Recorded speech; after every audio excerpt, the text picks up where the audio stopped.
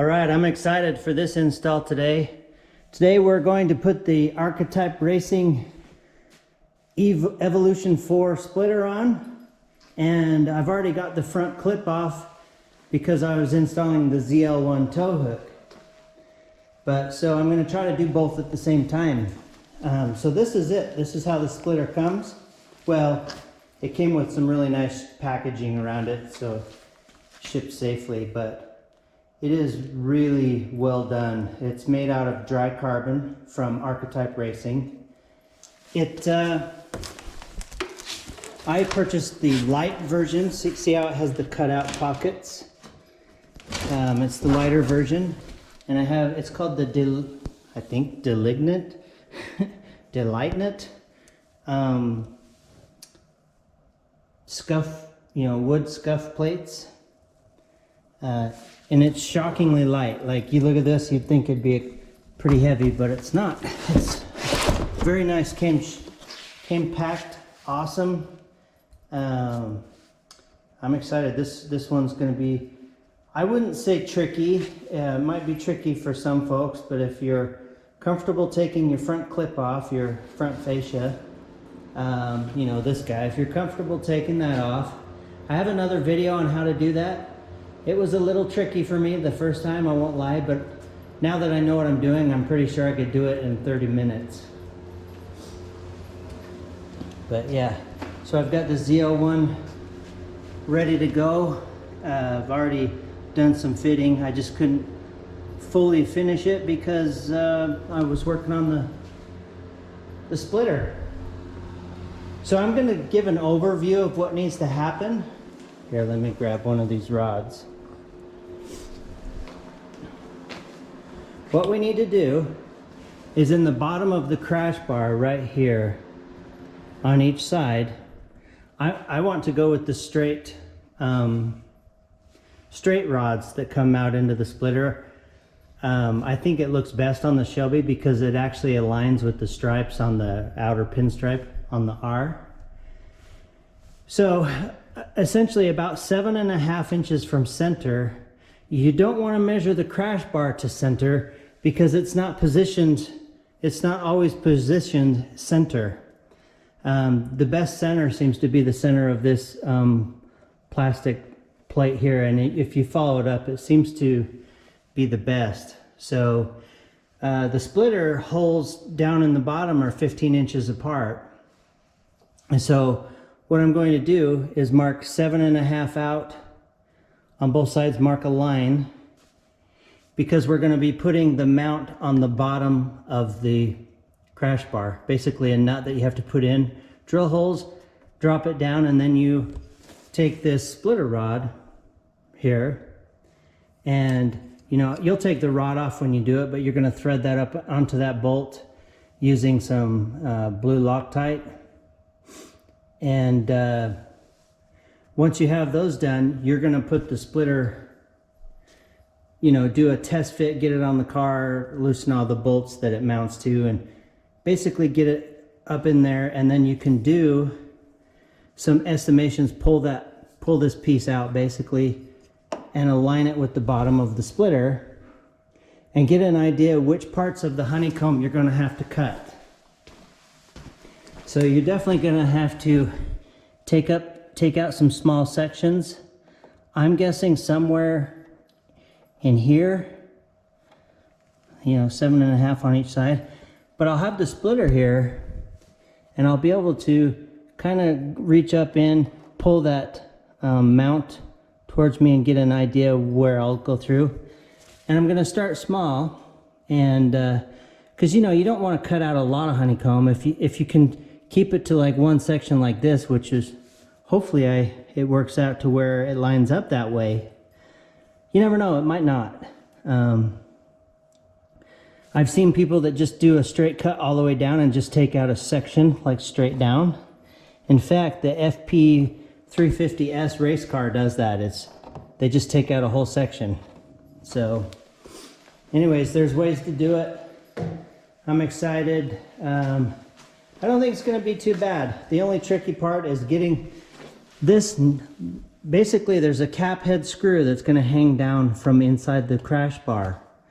And so you have to figure out how you're going to get that screw down in there. You can drill a hole in the top. I think I may do that anyways, just so I can put, you know, hold a wrench on the top so that when I tighten it up on the bottom, I'm getting real good torque on it. The other way, so you need a hole here and a hole here, or you can not do a hole there and you can snake it through. You know, you can use fishing line. I have an actual snake, but it might be too big for this. But you can just use fishing line, tape to the bottom of the screw and kind of work it down in. So that works. You could use a magnet and try to reach in there and drop it. I actually have a telescoping magnet that might work also. So anyways, yeah, that's the first step. I'm going to do some measurements. I do have to take this whole piece off right here because it's in the way to drill the hole, because I think the hole's going to be right here, roughly. You know, the center of the crash bar on both sides. The other thing we have to do is cut back. The bar is going to be coming right here. So if you look at this plastic cover, it's going to have to be notched out also to be able to have this.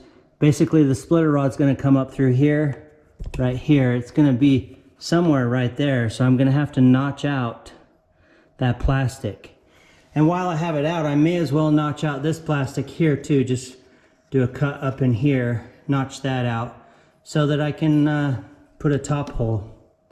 I do think the top hole is still probably the better way to go, even though you don't have to.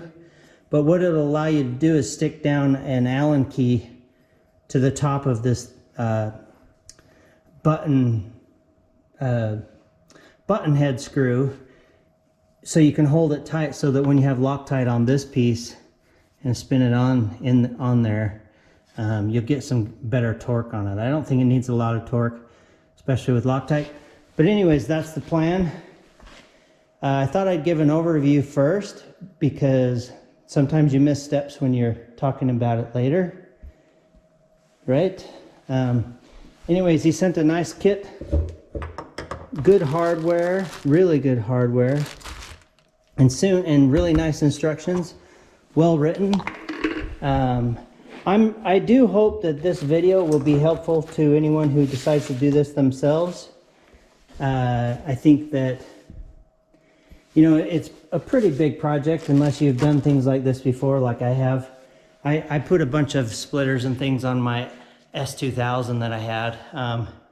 By far, the S2000 was way easier to take apart than the Shelby. That's why I was a bit surprised. But anyway, so we're gonna get to that now. One more thing I wanted to say. I've been working with Curtis Heidel, just basically via Facebook, you know, Facebook Messenger. I believe he's the owner. He is super awesome. I mean, if you have any questions at all, he'll answer them. He understands what you're trying to do. Like, he's just great. I think that his company and what he's building out is just going to be a future rock star. Like, it's just great products, and I hope he keeps making more as Mustangs continue, since the Shelby's been discontinued, you know. One thing I forgot to mention also is a lot of guys mount these splitters and don't put the rods in. Well, this is an actual functional splitter that you want it to be strong. You know, if you're getting true downforce on your front end, you need it mounted into your crash bar. So you'll see a lot of splitters out there. I've seen some Chargers with splitters that look like they're sticking out that far, but they're not mounted in by rods. And so I think you lose a lot of your functionality if it's not actually strong enough to put downforce on the front end of your car to get more grip. That's what you're trying to do. So there's my dogs, boys. All right, so first things first, I'm going to get some measurements, just confirm my measurements on the splitter. So the holes on my splitter, center to center, is like 14.75. outer edge of each hole is 15 inches. So I'm actually going to do 14.75, 14 3/4 divided by 2 and come out from the center and mark that. Need a Sharpie. Need to be able to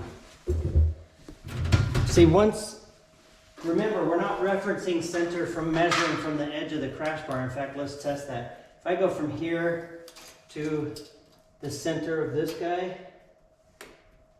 19 5/8, 19 1/4. So you can't measure. So what we're doing is coming to basically down the center of this rib here and marking that. So that being said, let's get some ideas here. 7 1/2. So 7 1/2 goes right to this edge.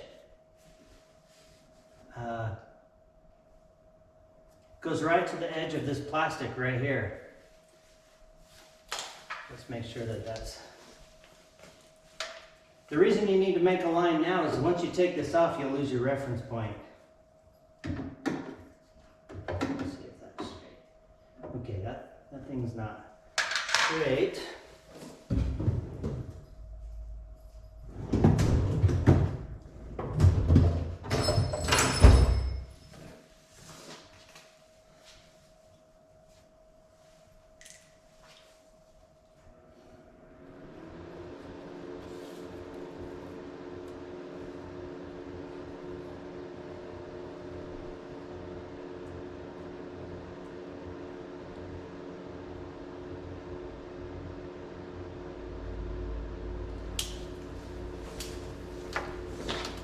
I'm just going to mark the top, and then once I remove this front black fascia thing, I'll mark it downward.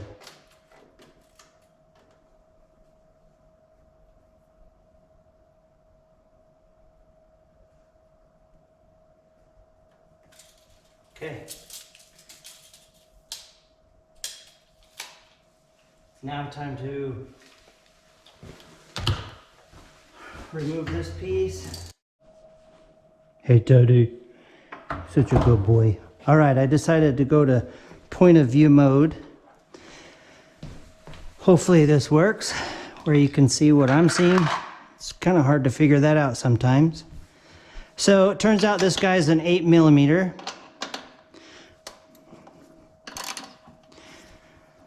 I have a drill and a ratchet system for my drill, but my daughter's using it right now. She's a painter and builds frames, and so I'm gonna have to get her one. Well, those are long. Surprisingly long for what it's holding.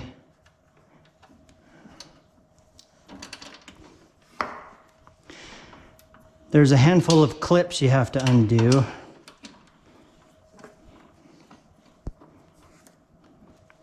So you can see I made my 7.5 inch mark here and here. I'm actually going to come in a little bit from that because it's really 14.75 center to center over on the splitter. So anyways, not that I think your eye would actually see an 1/8 of an inch on the product when done, but you know, I'm in here, may as well do it right. Okay, so down below this, there's one more right here and here.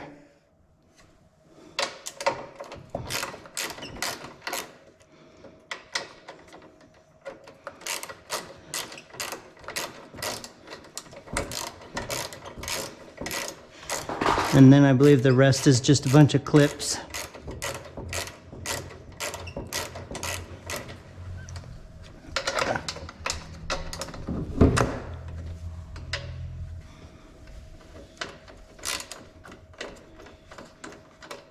Come on.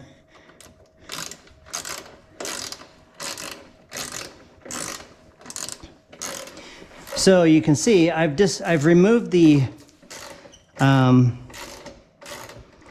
air sensor when I was putting in the tow hook mount, because the air sensor sits right above it. So when I get this whole unit out, I'm going to re-drill the holes and put the sensor here. I see no reason that that's not a good idea. So just, you know, it's just push pin mounts. Should be pretty easy.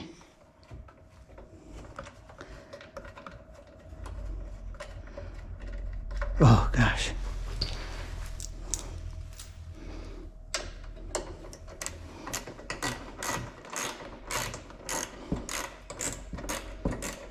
My dogs are bored.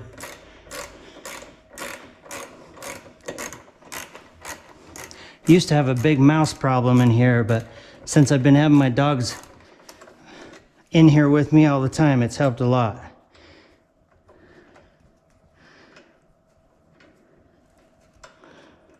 They're tired because I walked them this morning. Okay, so that's off.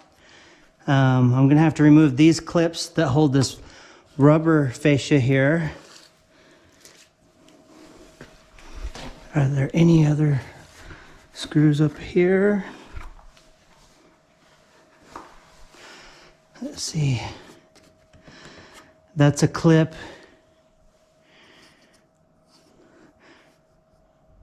Okay, I'm gonna unconnect this bottom clip.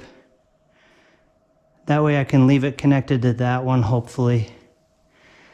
I don't like to take too many clips off because they don't seem to, once you use them, you know, you need to replace them sometimes. Before I do that, I'm gonna mark where I want to notch out. So on this piece of plastic, I want to notch out probably, it's a 3/8 hole that I'm drilling. So I'm gonna go basically like that. Now let's see if I want to take this piece off separate. Actually, there's only 2 clips up here.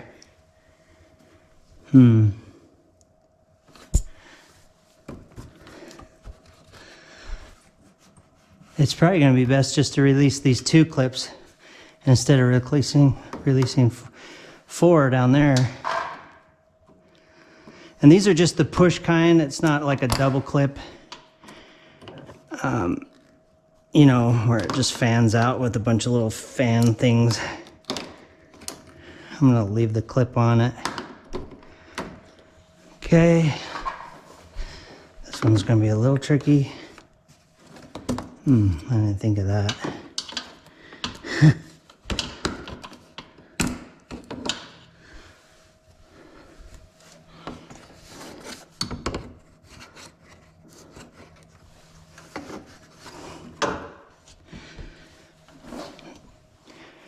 So I'm trying to make videos with this point of view idea. I think it's good when I get it right and I don't wiggle my head so much.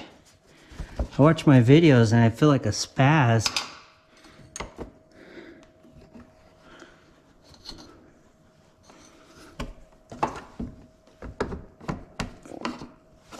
I'm gonna just push that one through. I could just probably tap it through. Yeah, that works.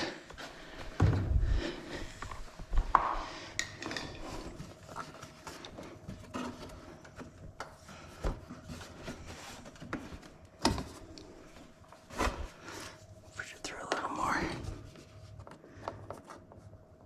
Hopefully I made the right decision on which ones to release. It's gonna be a little hard to put it back on.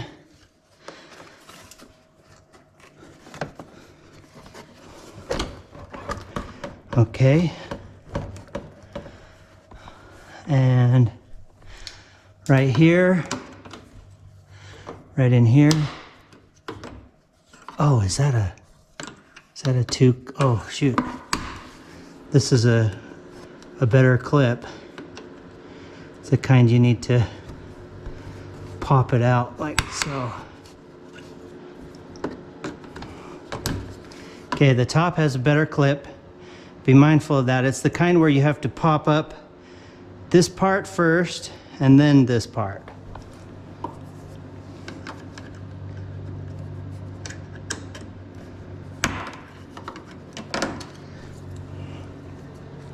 Okay. I like these kinds because they don't break and they're much easier to reuse. Let's see. Unless I don't see something, it should be free. Oh, one more.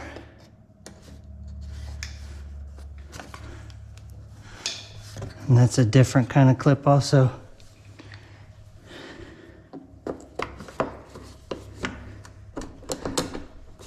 It's just a push clip. This kind. See, they do lose their ability to hold after too many uses. So three types of clip, a big one of those, smaller ones of those, and those two. Should be free to come off now. Oh, it's holding me on.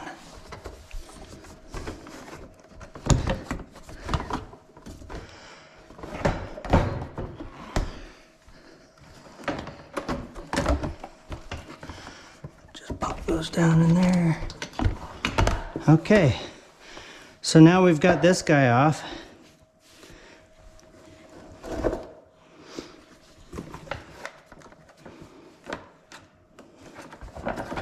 Just go ahead and put that where it's supposed to be.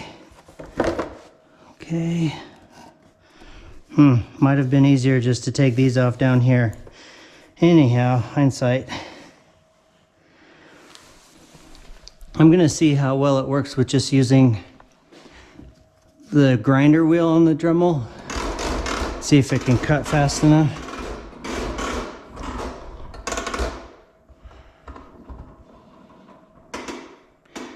Teddy, you look bored.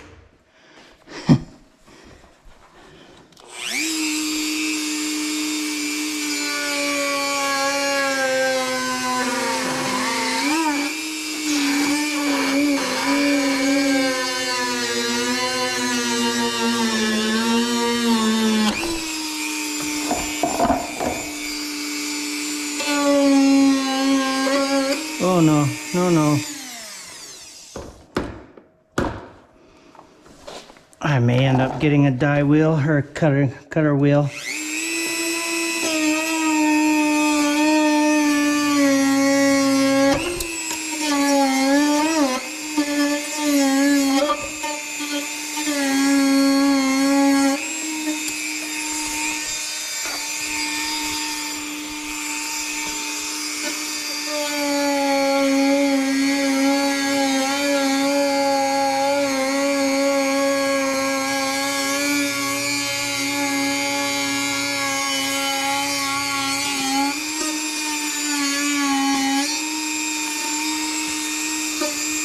I like the grinder wheel because you can make it look pretty good.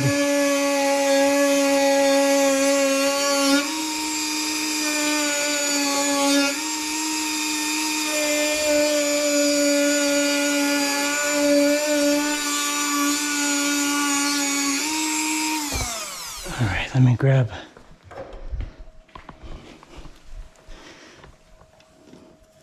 That worked well. The Dremel, you can make things look like it was supposed to be shaped that way.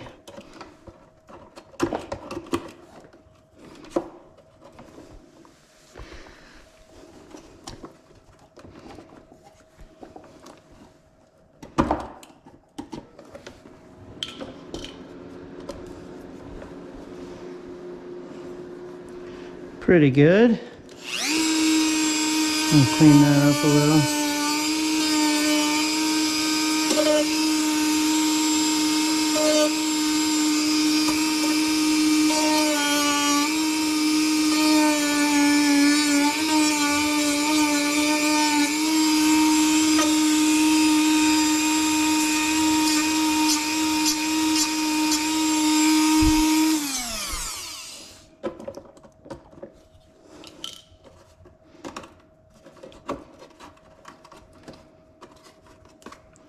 You know, I could just cut it too with some shears, but I like that look better. Let's do the same over here.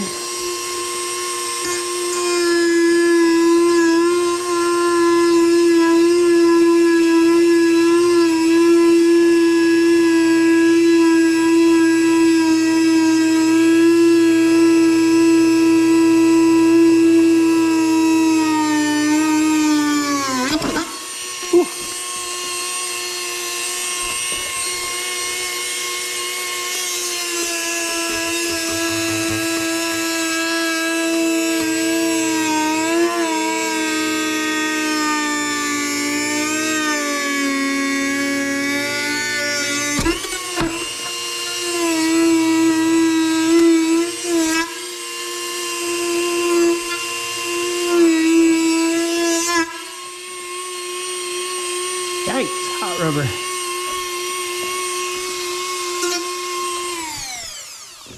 Went a little far in that one, but it's okay.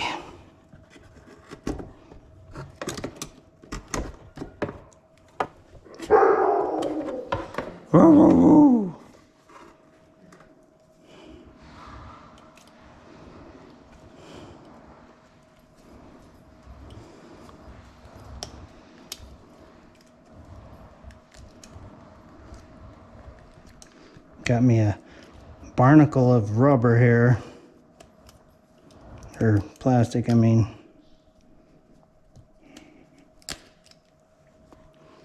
How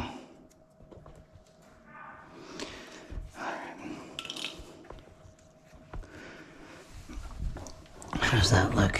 I went a little too far. That's okay.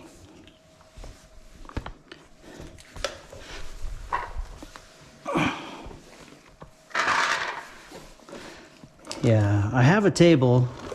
I know I should use my table.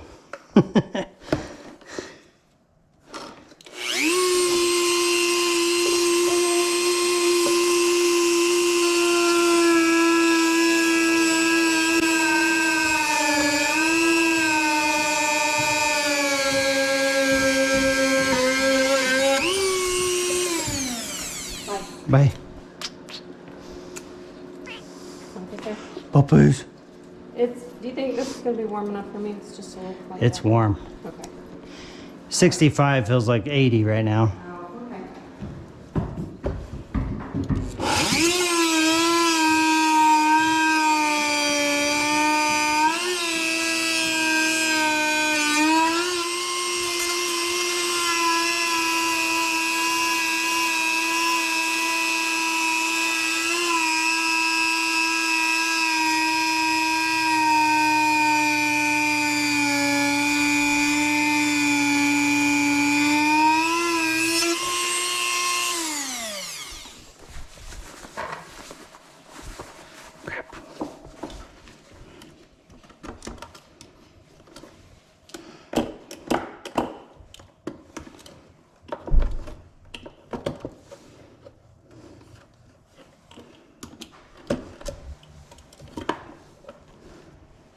Yeah, son of a.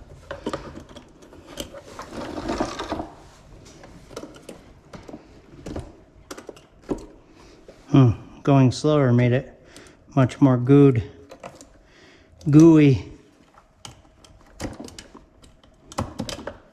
Wow, it didn't work well at all on this side this time. Need to go faster.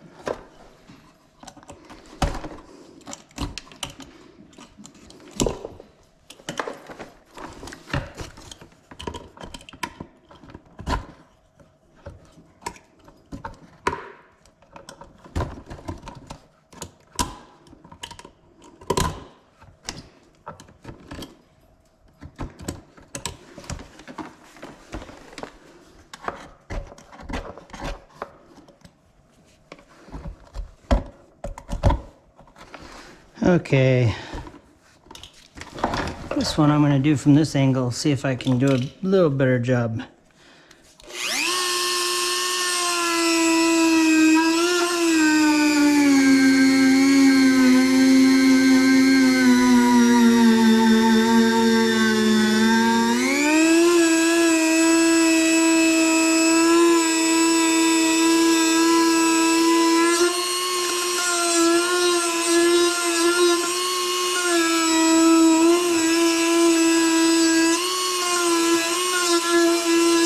Yeah. All right. You finally get good at something when you're done with it. Now watch, I won't use a Dremel for another year. Yeah, I went too close on that one.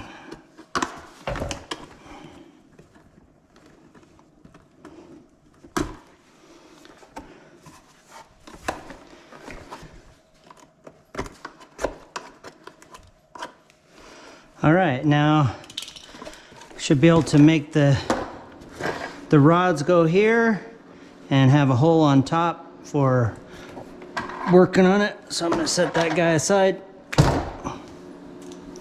All right. Now I'm gonna mark what I consider the real center between these posts.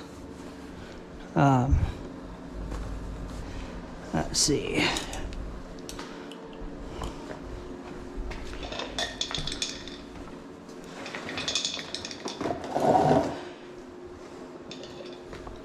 Whew. Gotta be willing to cut stuff. Remember, nothing's precious. It's just a car. It's just a car, guys. All right, now that should be pretty close to 15. Dead on 15.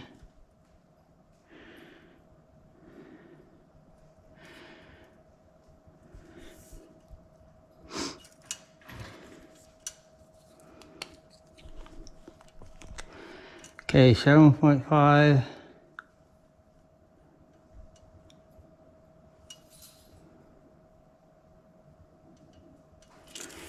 There.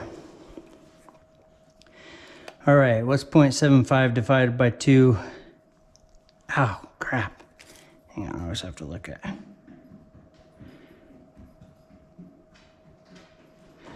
3/8.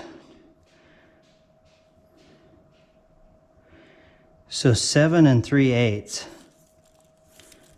Let's make sure I'm right. 1, 2, 3, 6. Yeah, 7 3/8 is exactly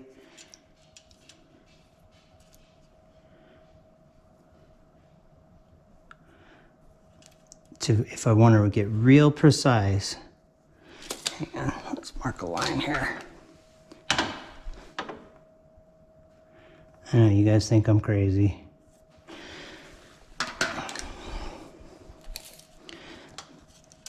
All right, 7 3/8.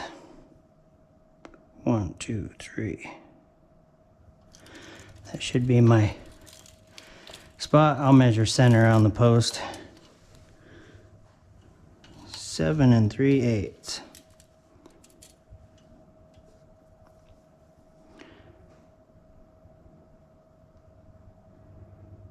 One, 2, 3, and that should come to 14.75, and it does. 14.75. That's perfect center between splitter holes.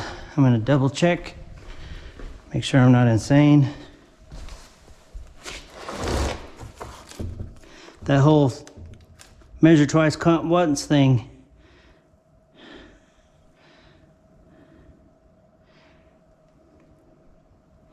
$14.75. I mean, technically, I'm an eighth before that.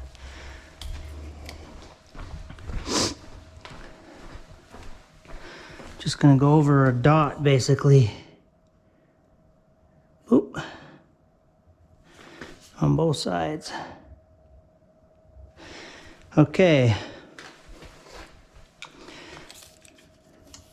This is 1.5 inches. So that marks the spot.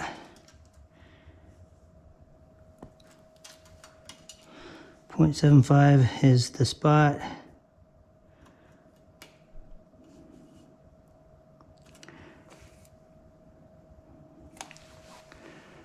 All right, yikes. Whew. I have to do the same on the bottom.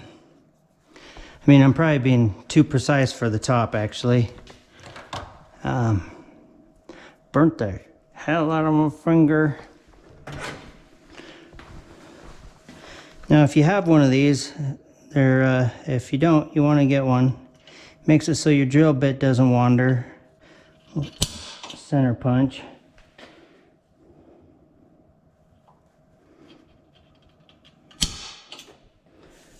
Okay, that's for the top. Probably won't be able to show you guys good video on the bottom, but you get the idea from doing the top. Let's mark our center. That's aluminum, by the way. This is not sticking. I thought this would be steel. I'm glad it's aluminum, but that surprised me.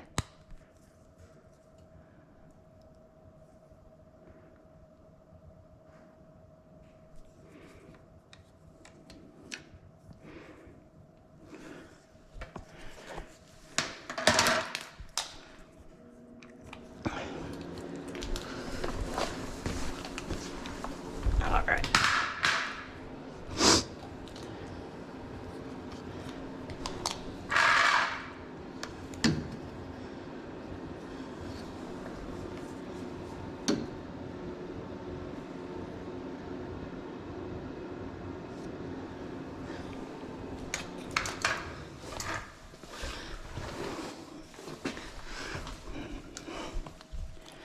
One more sanity check.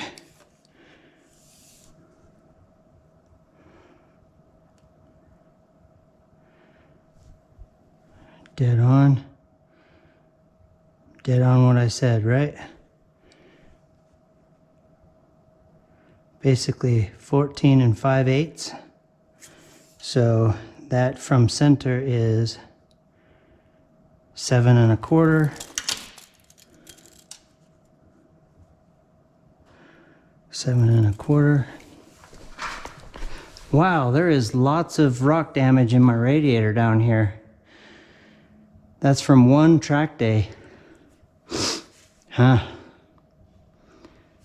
Well, next year I plan on putting a CNR 4-core radiator that fits in here.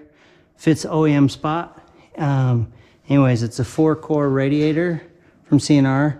Has almost twice the water capacity in the same space. So obviously it adds more weight to your front end, but cooling is the most important mod at the track. I mean, everyone wants to go with horsepower and this and that and the other, but it's really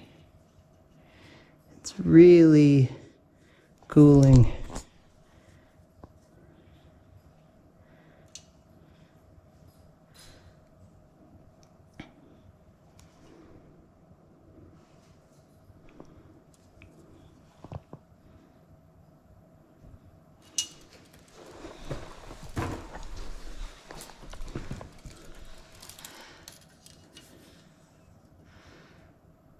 Oh, it's a full 2 inches down at the bottom.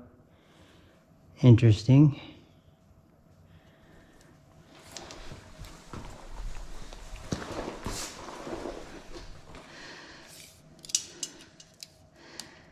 God, look how close the rod comes to your... God, that's kind of... Huh.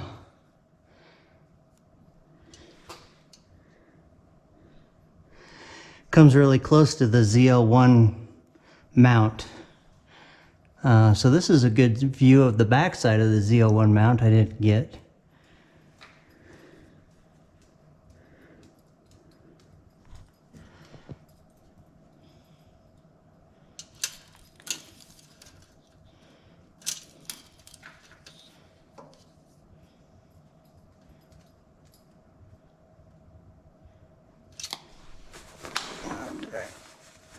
Oh shoot, I should have. There it is. Okay, sanity check. Man, you don't want to hit your head on this crap down here. 14. Just a 1/8 under. Spot on. So now, let's mark this guy.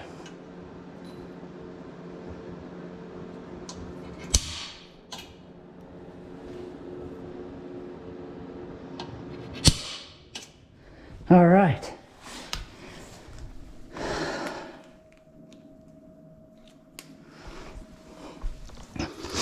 Not bad, not bad. Well, I'm gonna have to go steal my drill.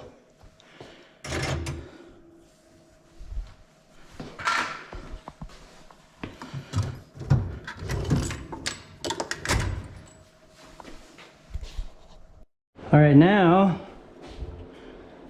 I forgot to record it, but I drilled a couple holes to replace that sensor for the air that I had to relocate doing the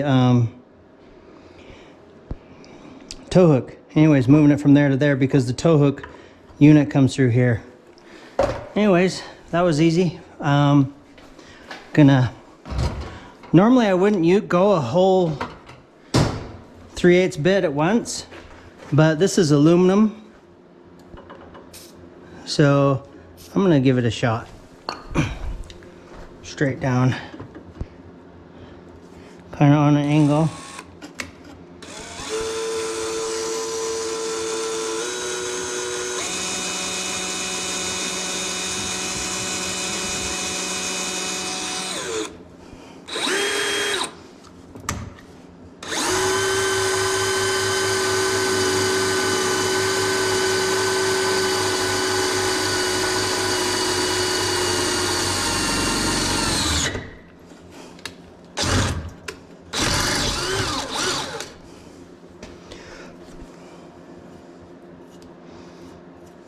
Have to go a little bit on an angle because of this, but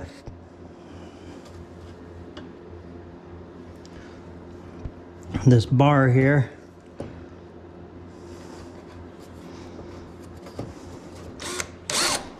Oh.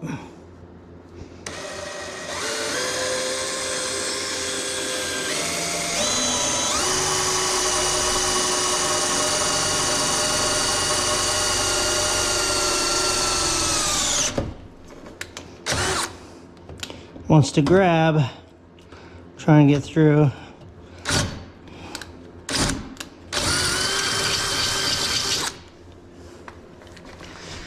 Now I'm gonna do the bottom. This one, I don't know if I'm gonna be able to get some spray on it.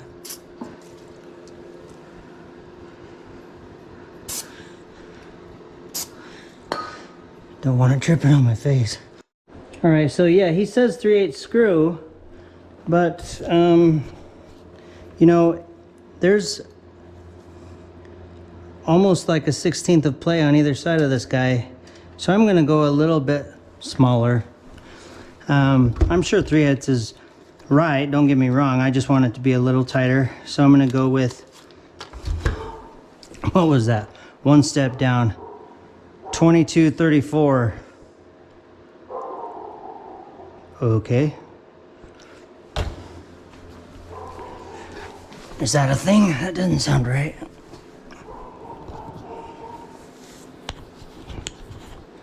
My dog's barking.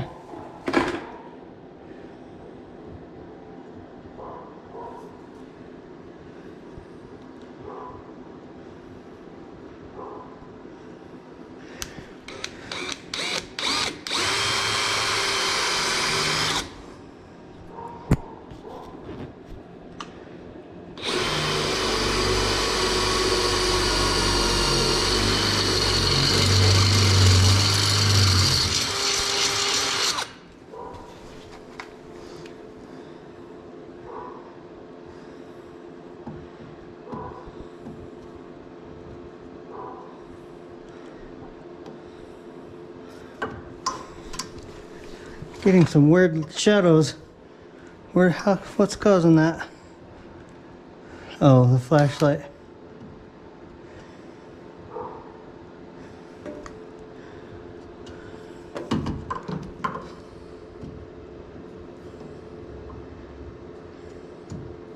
There we go.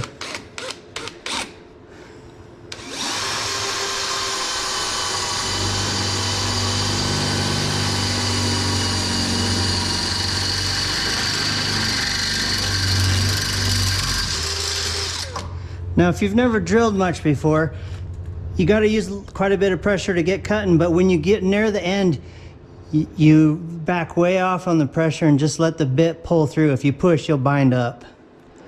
So, just in case you haven't drilled a lot, if you're always binding up, you're pushing too hard at the wrong time.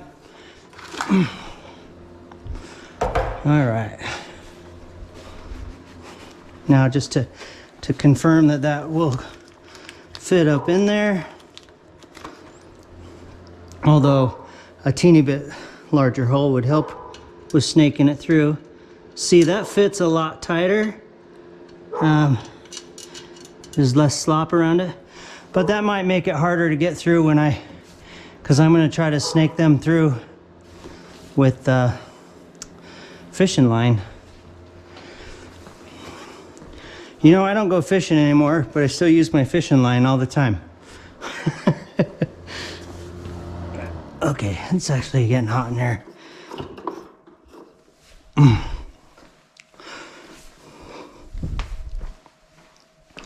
Grunt.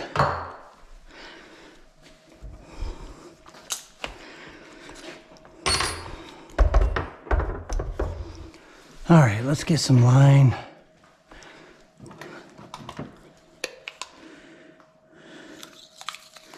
I need to go fishing again. God, that's going to be hard to get through. Is this stuff thicker?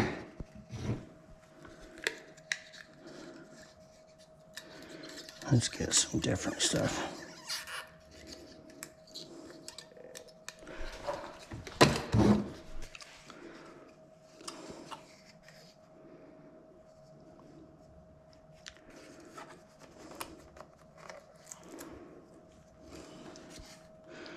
Yeah, that's a little thicker, but not much.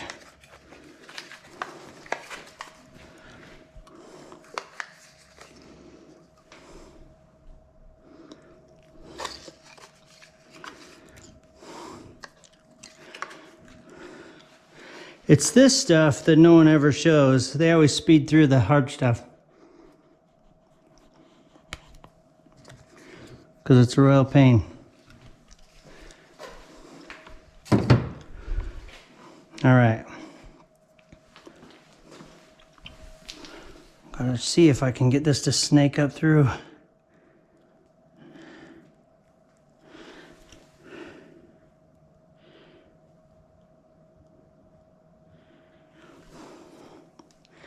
You know what? I need thicker wire.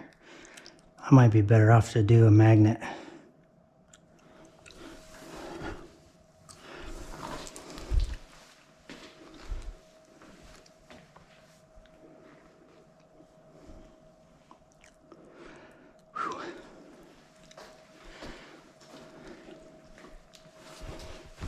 Okay, let's try to snake this wire up through the hole and out the end.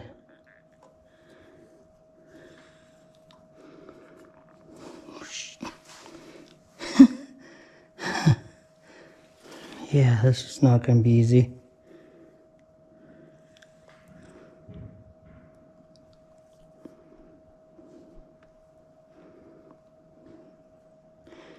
And if you lose the nut in there, you just have to turn the car on its side and shake it.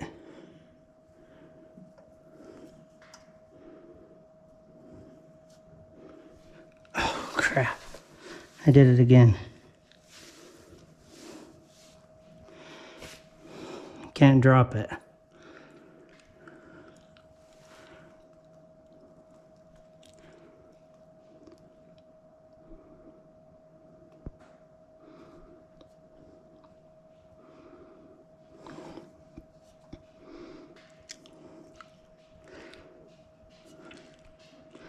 If this doesn't come out the other end like I'm hoping,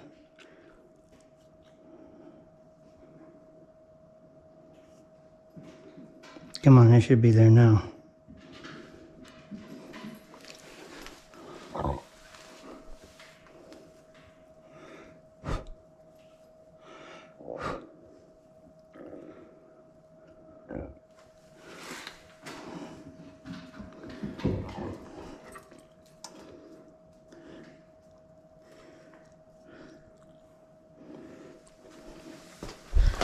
have an idea. Bye-bye.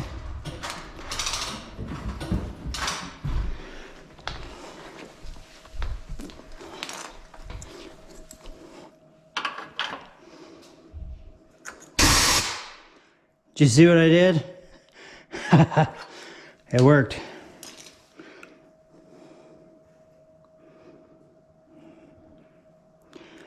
Okay, I've got more hanging out. Now let's just grab some electric tape. It's got to be thin though. So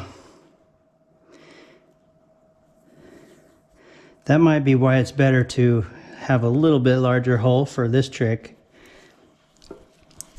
But I still want to try and do it this way.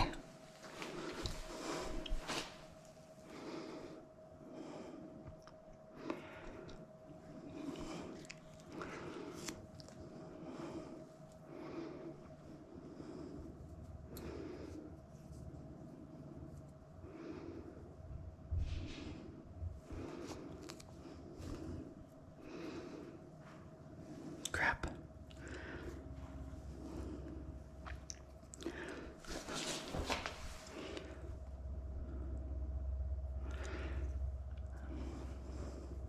See, we don't get big fish in Utah, so we have to use little 4-pound tests.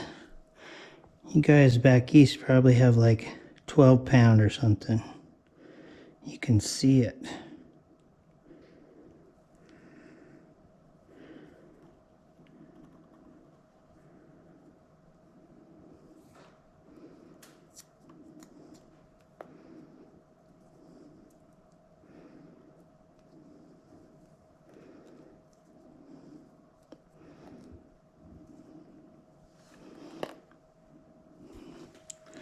Okay, so I'm going to try to get that to pull.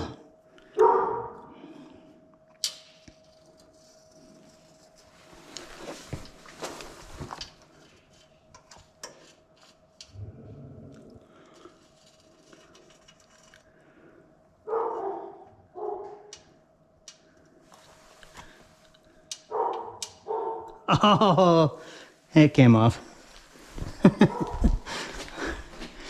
All right. Let's try this. Where is it?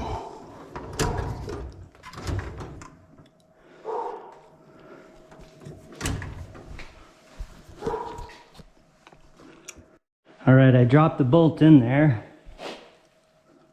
So I'm gonna go retrieve it with a magnet.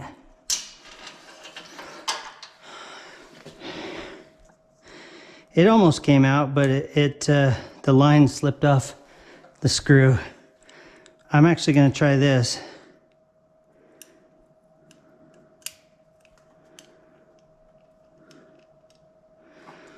I'm going to reach in there like this. See if I can't pop it down in the hole. Ah! It's like playing Operation.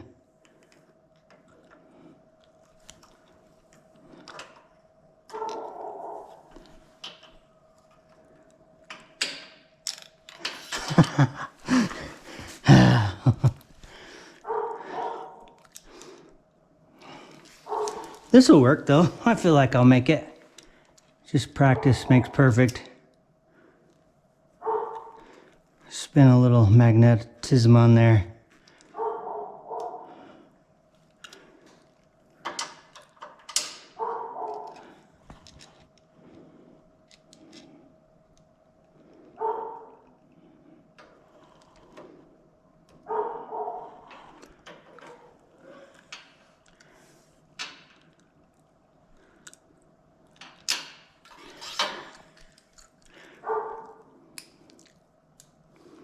Let's do that. Okay.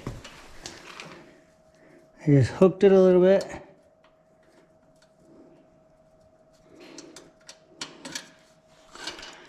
Oh, it's so close. I'm gonna hook it like this.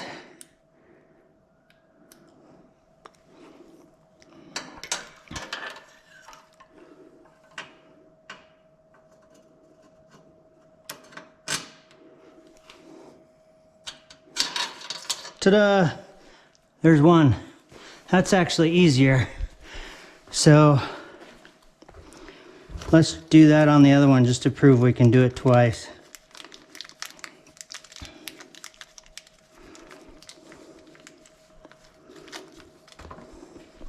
I didn't check something. Pretty sure a T30 will work in the top of this. Yeah, it does. I need to make sure this can go all the way down. Oh, there's a bar in there. I did not see that. So it has a center bar. So I'm going to put the 3/8 in. Hopefully this goes deep enough. Yeah, I have to poke a hole through that center channel because, and I'm going to do it through the bottom, which means I have to pull that back out of there.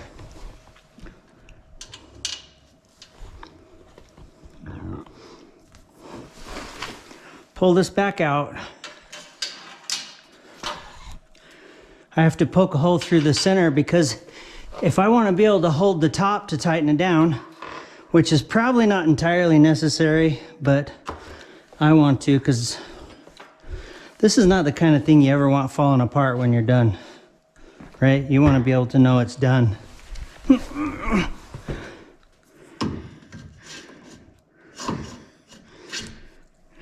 This thing. Look how close that is. That's really kind of frustrating.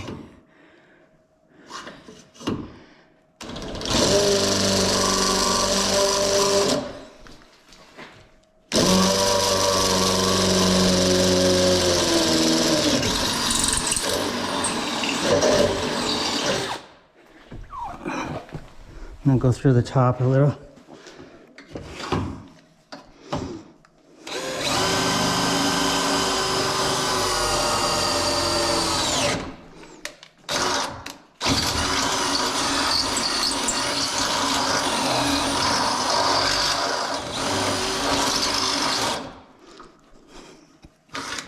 On the top, I'm elongating it a bit.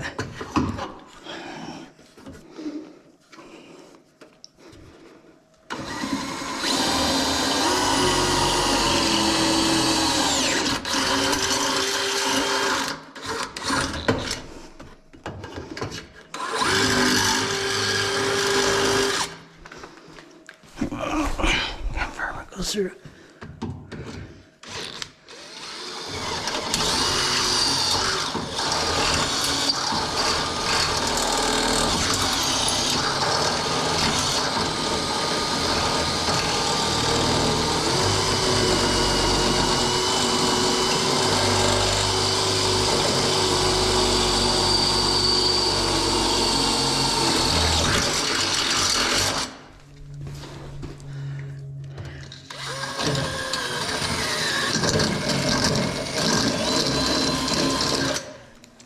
Okay, now I should be able to get access to the top and put that on. So the way I'm doing it is I'm just hooking it like that, putting it as far down as I can, and then hooking it in the hole.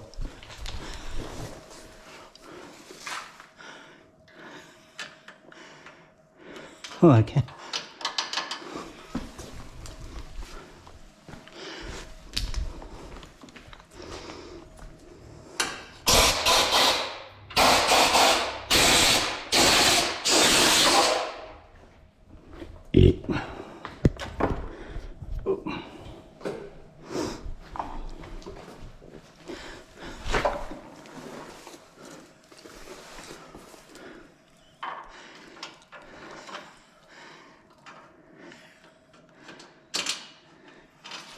Whoops.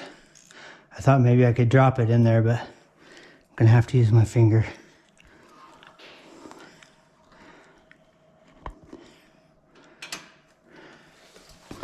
Hold it there, pull it down with your finger, boom. One down.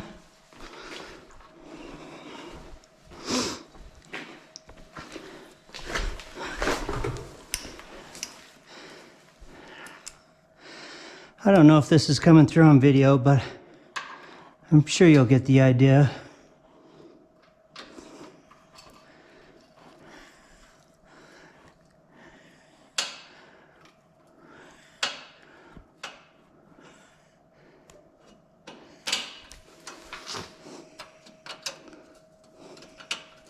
Oh, nice.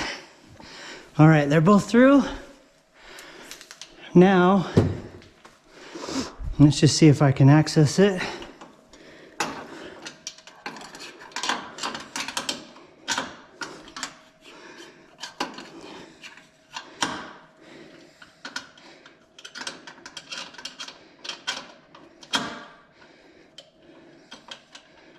And haven't hit it yet.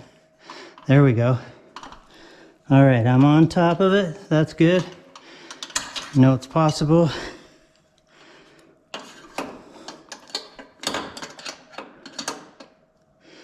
God, I need to go on a diet. I'm out of breath.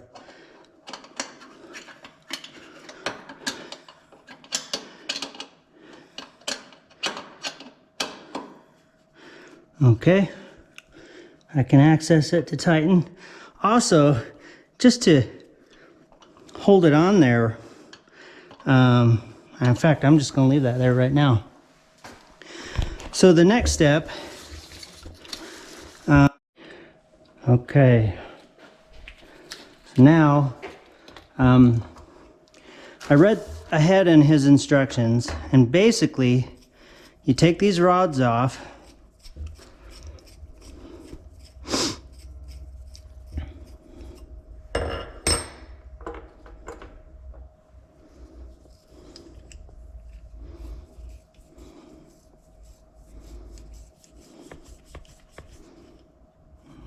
Oh.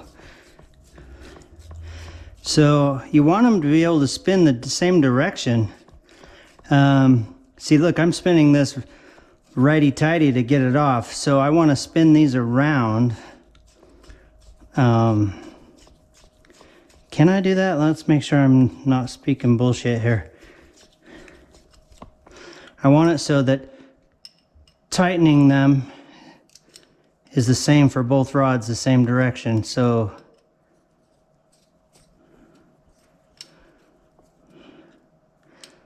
am I on crack?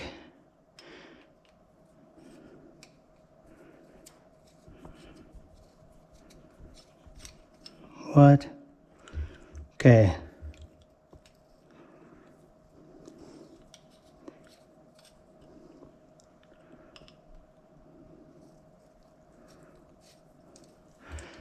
Lefty. Okay, so if that were on the bottom.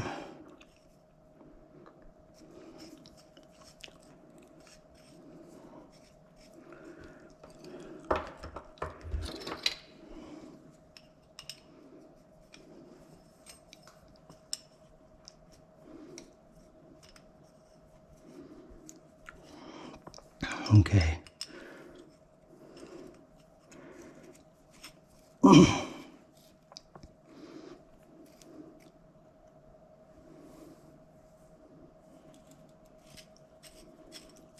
Okay.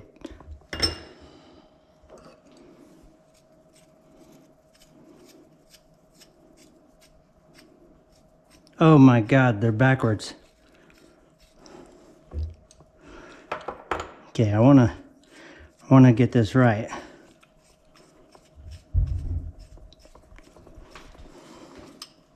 So that one, I need to find the one that's the same as this one, threaded wise. They are the same, right? Yeah.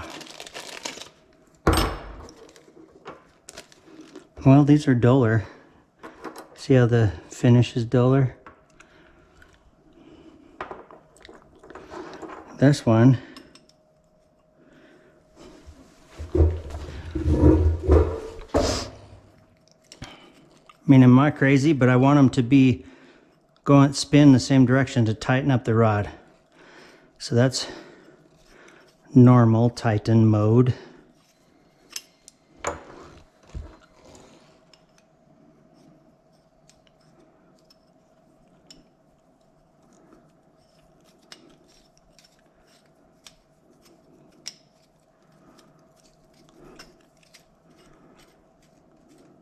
Okay, this one is definitely not.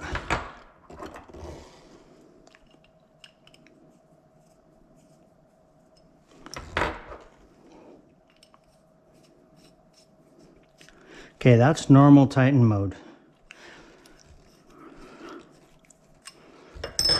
They were clearly coated at different times. So I'm going to put these in the top and put a little Loctite on them. Not much. Oh, one more thing. So I'm going to spin this center lock nut halfway, approximately. It says that in the instructions. So thread to thread.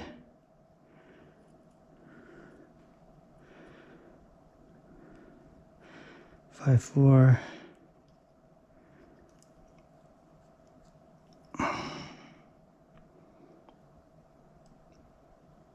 That's about 50-50.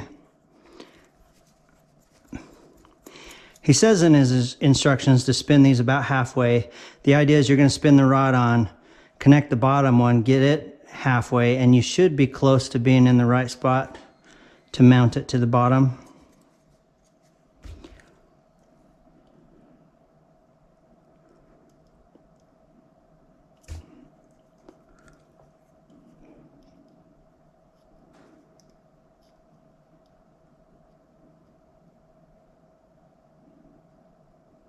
That's close. Okay. Now I'm going to get my Loctite. Blue.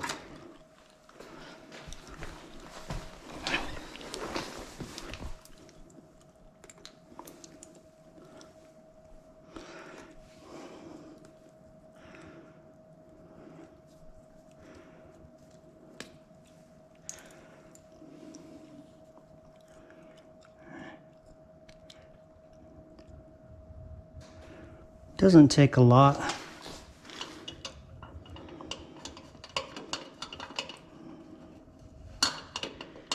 Hopefully these are not weird. Okay, these are normal threaded. The idea is you want these straight as possible, right? Oh God, did I get Loctite down in the joint? So you can see how much angle you've got. I'm just gonna give that a good crank. Yeah, you got plenty of room. Yeah.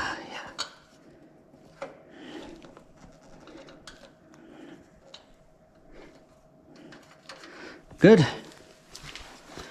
Little Loctite makes me happy. Hold that.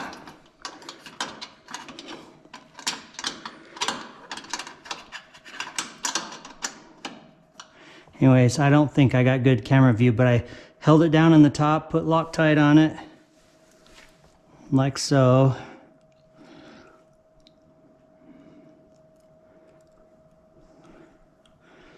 Doesn't take a ton, but I just put a ton on.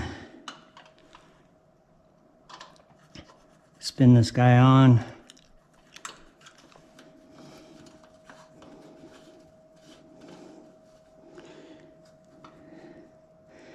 Get it nice and straight.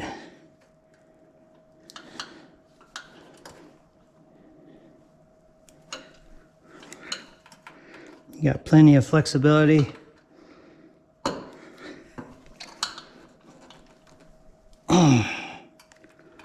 Nice, that's on there good. Super strong. That didn't get,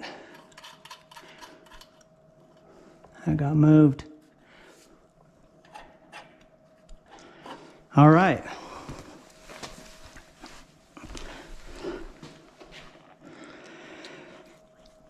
I'm to the point where I need to put the splitter on, and I don't have a helper here at the moment.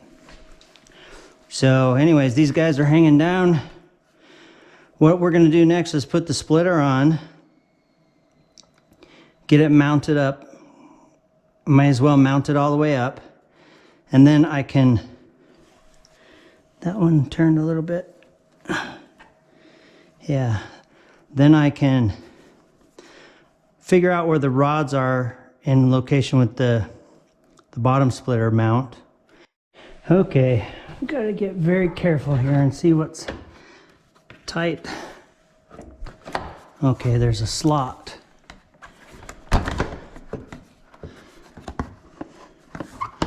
This has to be in there just right for the air intake. Okay. And this has to be behind that.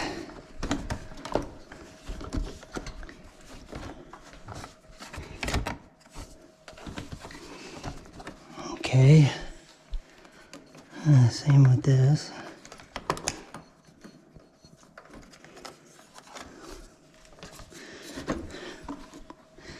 This one. Okay, these have clearance. Things have clearance. That mounts tight there.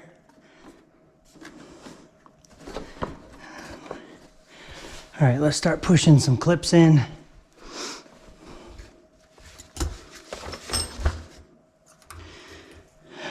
Okay. This guy was right here. These were right here.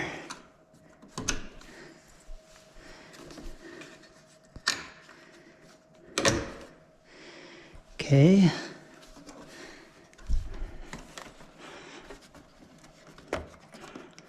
And this, you want these things all in the right spot because it helps keep the air where it's supposed to be.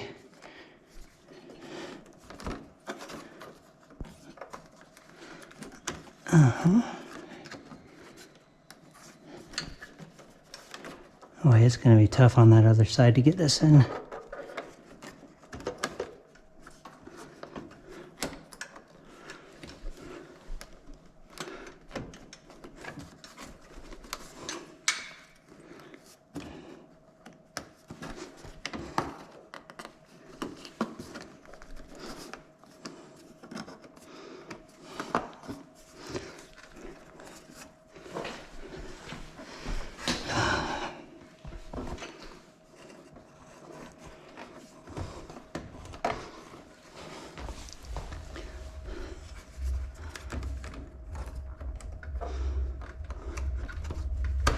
There we go. That guy's in. Tight. Hey, maybe my wife's home. I can finish this project.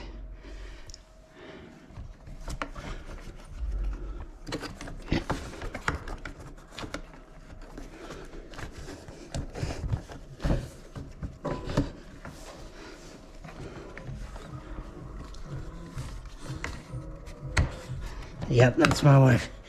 She's always got the music loud.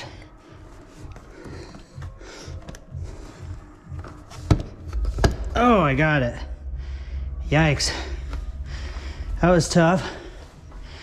Now some 7 mils. Oh, I got my drill now.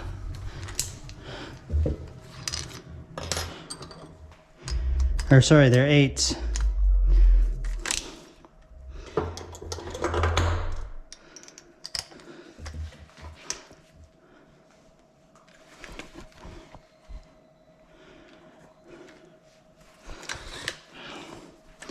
Whenever you buy sockets, buy some you can actually see the number on them. Don't do what I did. These things are crap.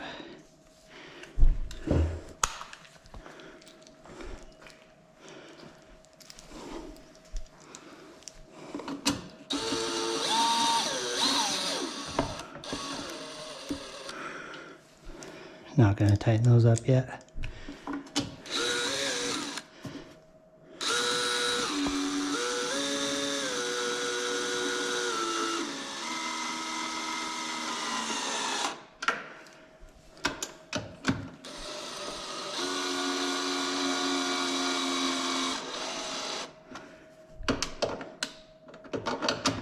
aluminum. I gotta back that off a little bit.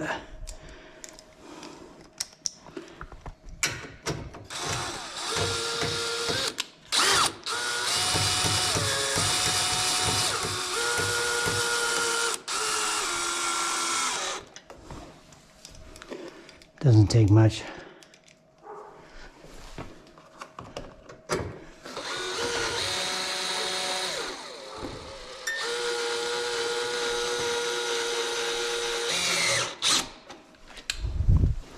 Gotta loosen that.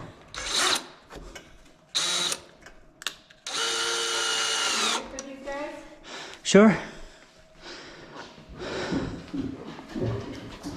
Hey, Bubs. Hey. How'd it go?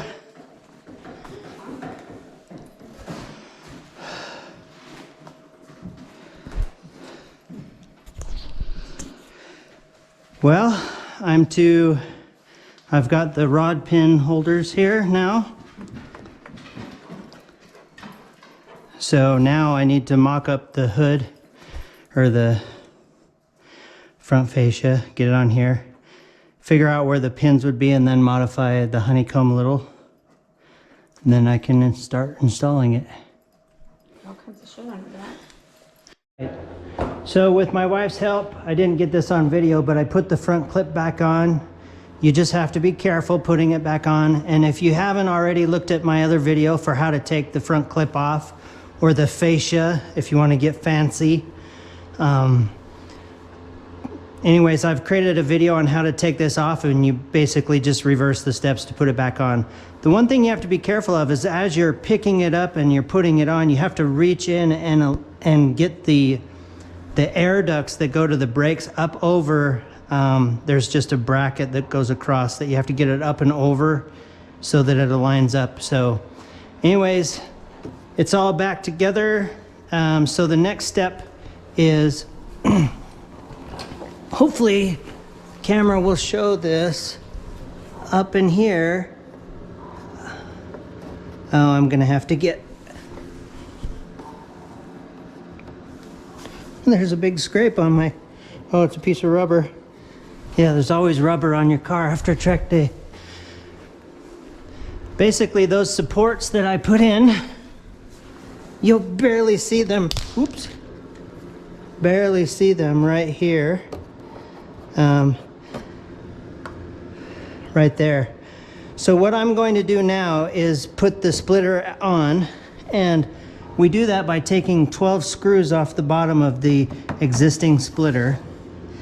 They're all Allen head, and just to get an idea of where they are, you look at the splitter you're going to be putting on, right, from Archetype Racing.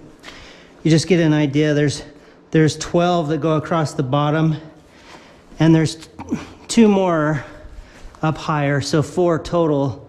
And those are a different type of screw that go in. So I'm not entirely certain if I can use the same screws they provided in those slots or not. So anyways, got the wheel covers all back in. Nothing too tricky about it. Just got to be patient. It does have to slip up over this lip here, so do that. One thing I found out is a lot of guys don't put this 7mm, they don't put the 7mm bolt that hooks between this panel and this panel together into that, whatever you call it. It's like a big clip. I put it back in because it holds it up nice and tight. This side always aligned a little better than the other side. That's just what you get with Ford. Anyway, so now I'm gonna get underneath and take those bolts off underneath. This is one you're gonna wanna use a drill for. Hopefully I've got the size for it.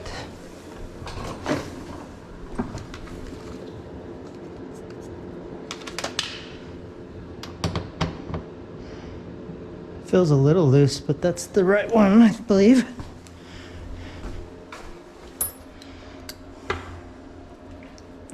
Man, when you're in the middle of a project, you got stuff everywhere.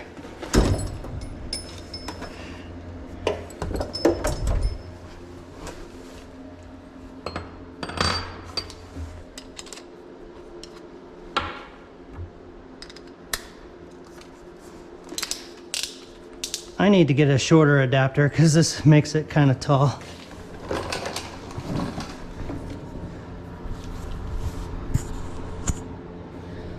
Hopefully this shows. Basically all along the bottom.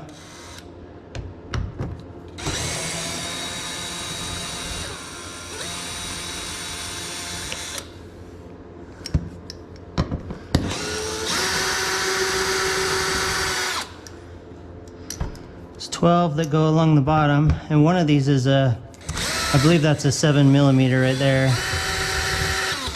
I don't know why they switched different caps in different places. That must go into metal.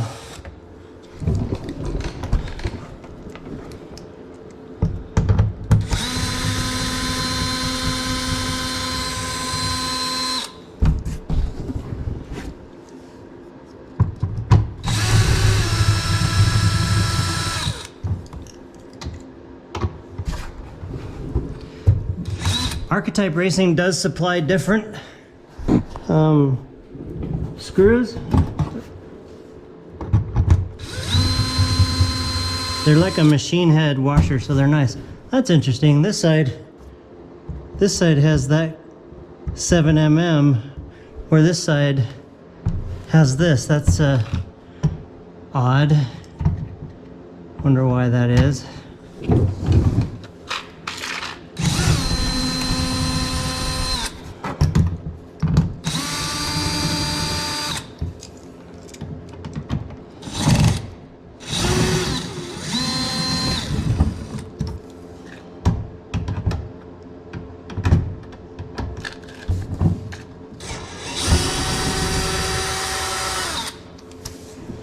Okay, so 1, 2, 3, 4, 5, 6, 7, 8, 9, 10, 11, 12. So I got to get that guy out. And then I believe it's this one, that one, these two here, and these two here. But just to be sure, I'm going to go take another look so it's straight up above that angle. Okay.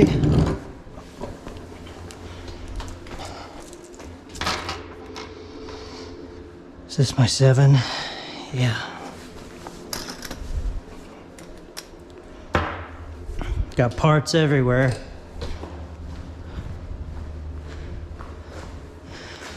So yeah, straight up from this one, there's one here and here. So those 2 7mm, 4 7mm are the right ones to take out.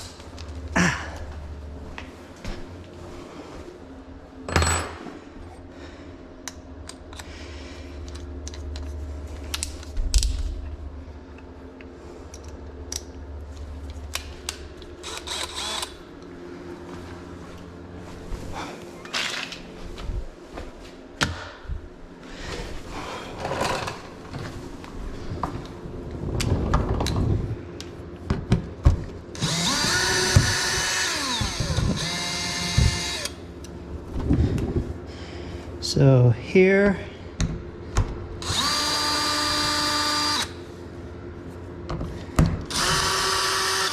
I'm going to mock this in place, get a few screws holding it in, and then I'm going to get these rods put in place and cut the honeycomb in the right spots. It's the only part you want to be very careful with, really think it through.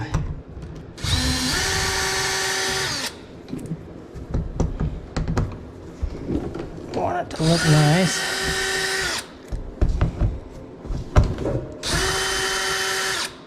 Oh, those don't seem to hold much.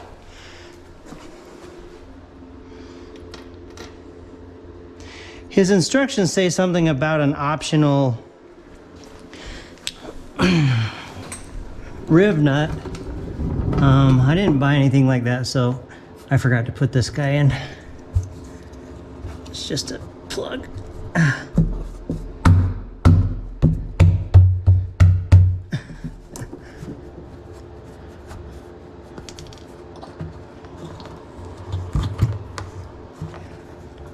think that's where it was.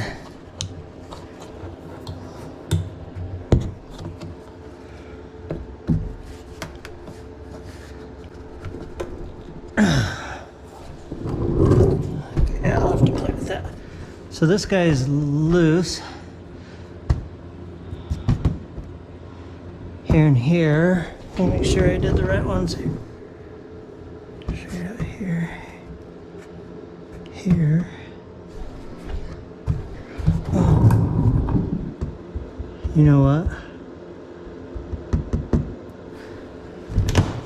1,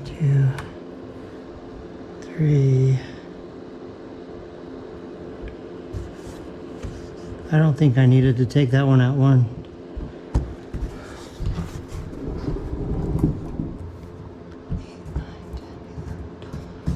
I didn't need to take that guy out. I'm going to put that back. Whoops.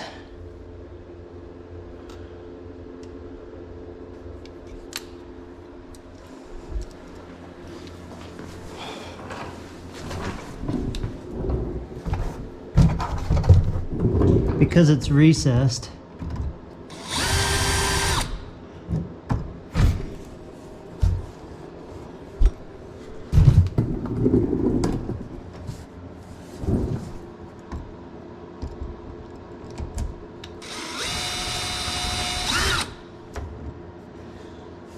Oh.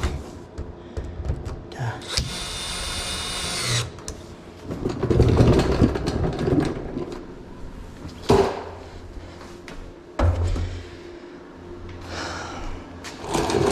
Okay, now I'm going to try to just use these to balance it and get it up in place. So other ways is you could just use your lift jack and lift it up. But these seem to be the right height to help me get started. Go to the splitter.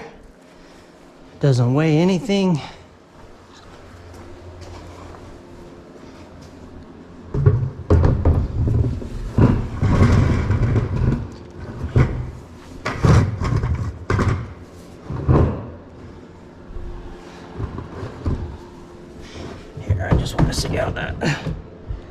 Okay, that's how it goes.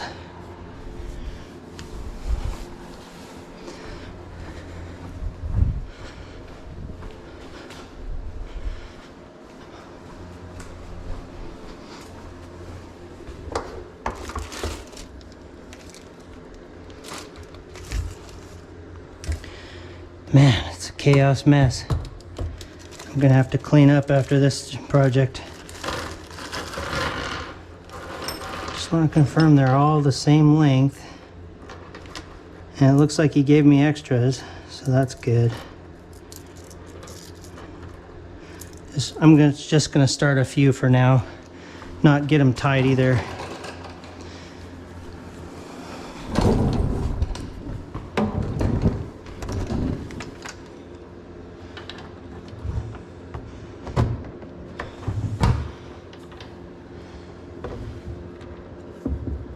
Oh, whoops. Change the tip.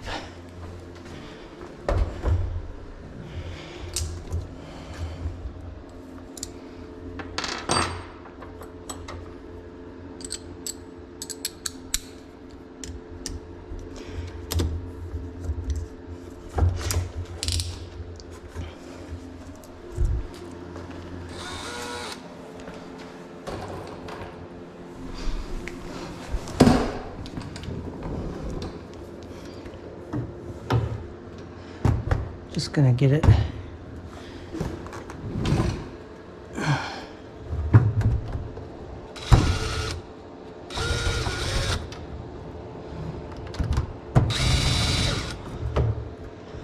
Hello.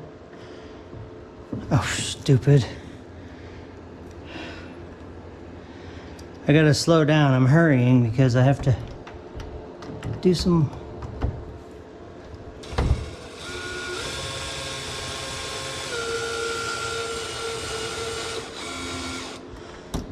Not gonna put it very tight to start.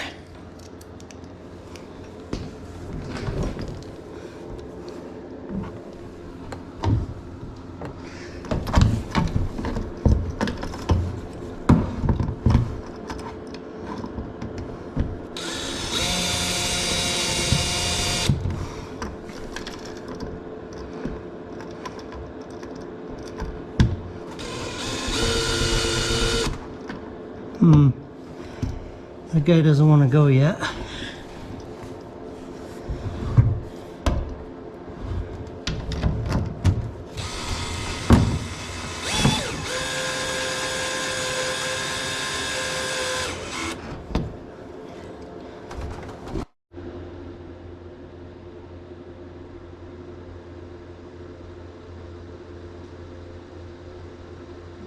Arg. GoPro keeps turning itself off. I'm not sure what's going on there. Anyways, not entirely sure where I left off. I put it up on these buckets to be able to just put a couple screws in to get it in place. Looks like I need to move that out. Okay, so I'm getting a few in place so we can get it really adjusted and locked down.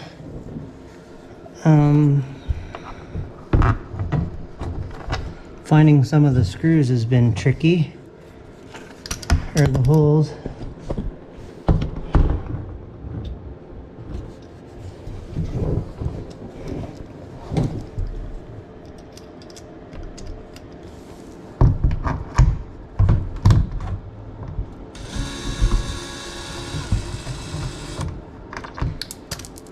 That one, I'm gonna need to grab the light.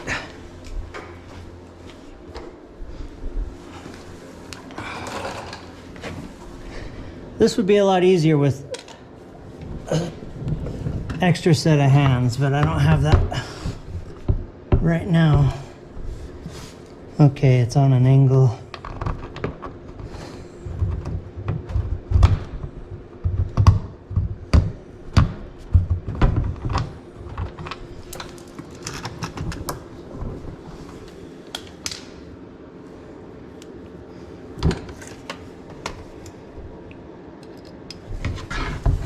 Oh, I'm gonna go out to the outside first. I think that's just making it harder trying to hit the middle.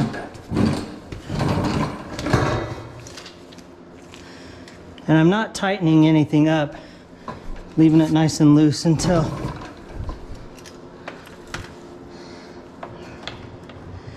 I get everything sorted just right.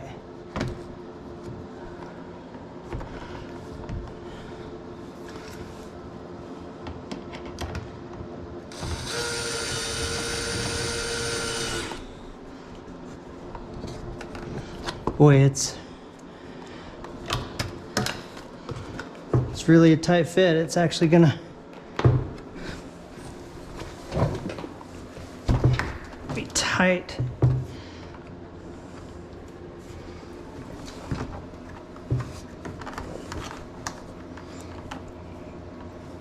Just barely enough clearance there.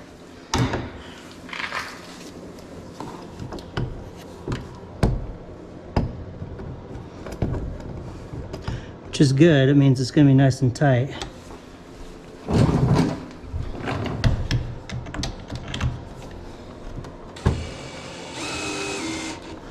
Actually, it's trying to malform it.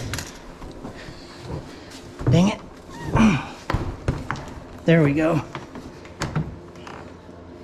There we go. Gonna tighten that up a little now that that's over it. But I need to go check the other side too.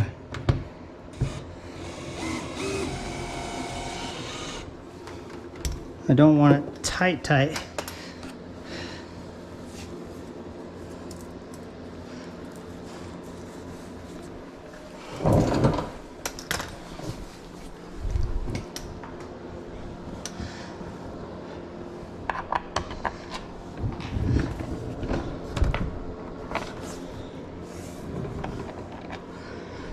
Oh boy. These are gonna be tougher than I thought.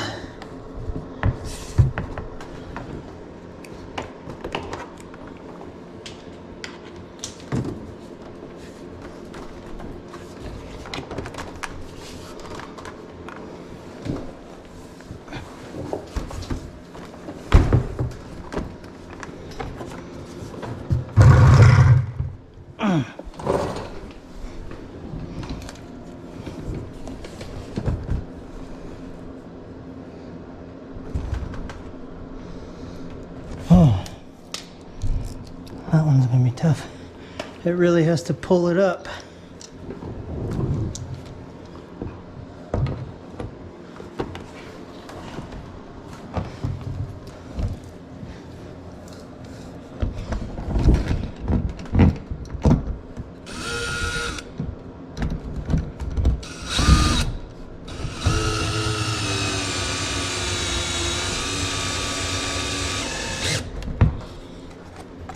Okay, still leaving it a little loose. Whew. That's already gonna look awesome as hell.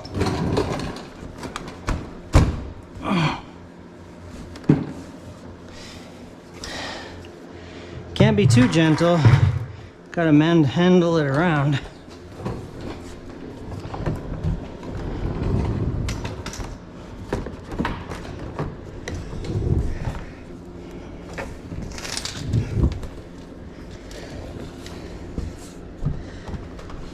It would be easier too if you had a true lift and could get it up off the floor, but then you definitely need a hand.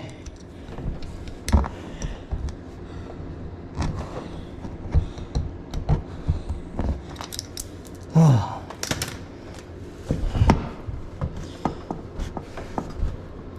Okay, basically dead center.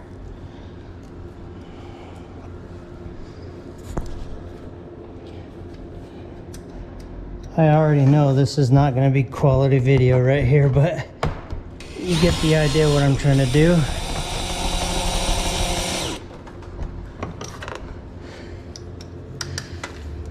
Whew.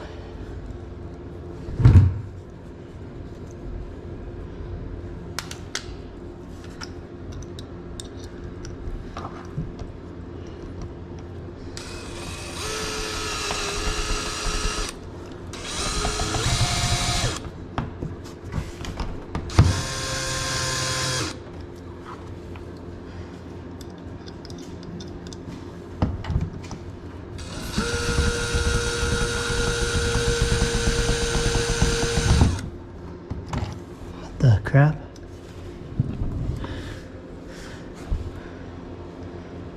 Hey.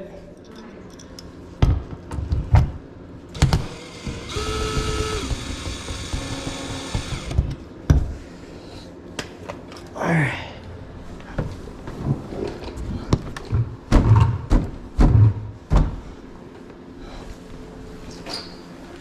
Get that pushed nice and tight.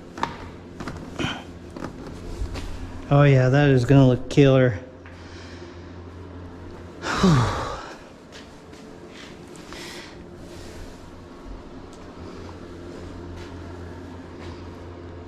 Nice.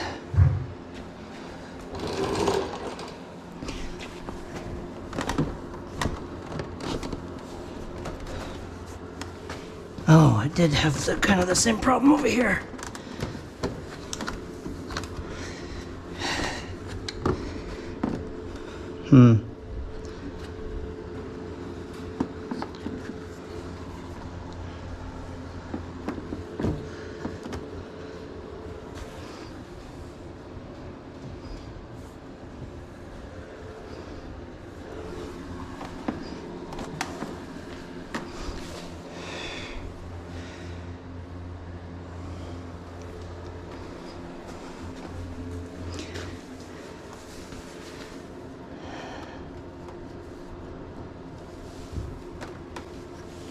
Okay.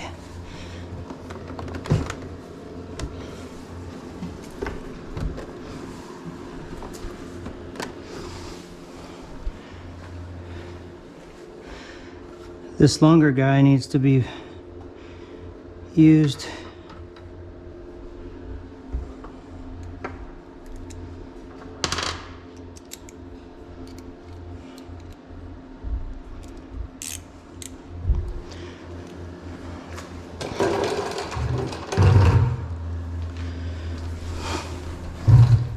So I'm not sure why, but on my car there was one screw that was different than the rest, and it truly is.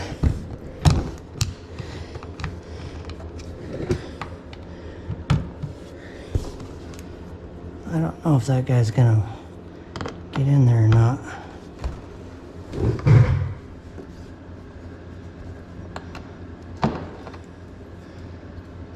did get it started.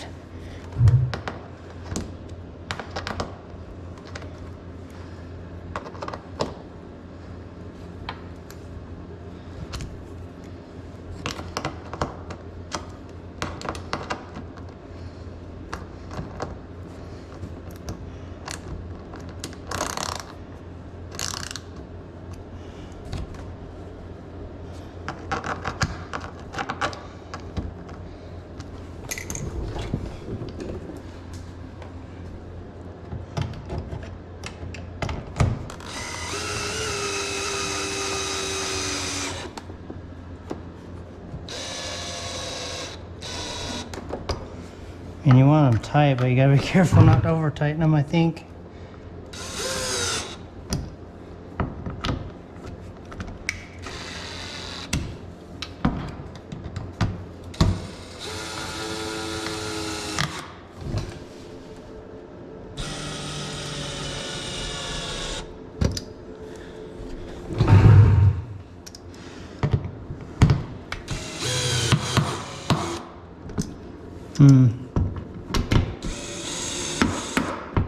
These two up here are into those clip style retainers.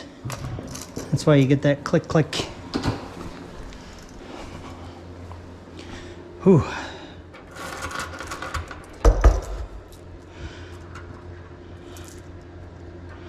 Getting too old to get up and down from the floor like that.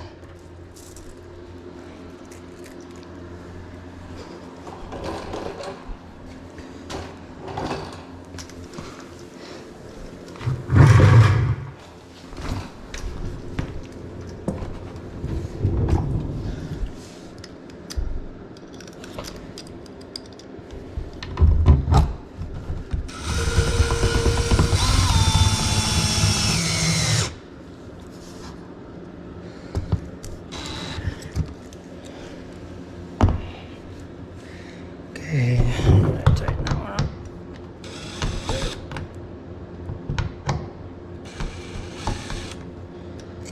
That's not.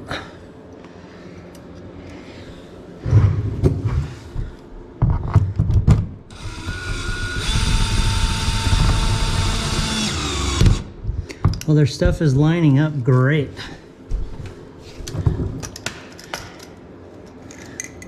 Only a tiny tight on the sides, but I also think that that's a great idea. In hindsight, I would have had known that, I probably would have just kind of used a file and rubbed that corner off a little bit on the splitter.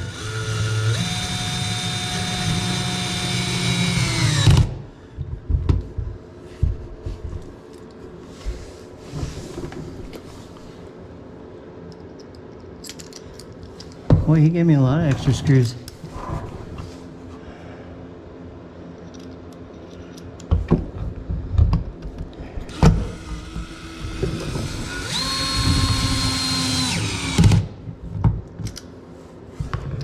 I think I'm going to have to periodically just check things, make sure they're tight. After some Shelby vibrations.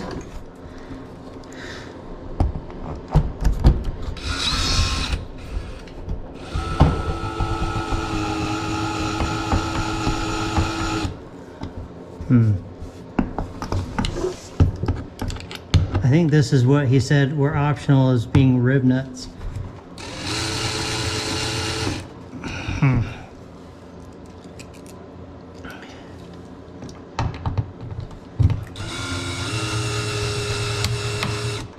Yeah, those are the rib nut guys, or the clips.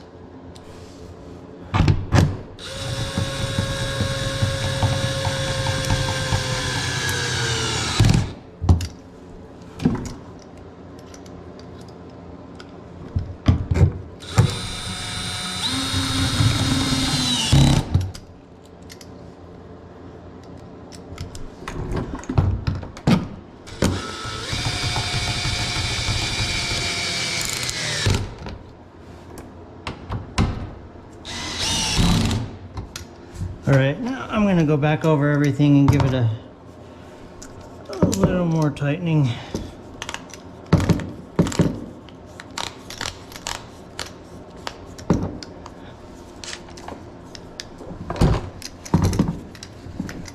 much though, just a teeny bit.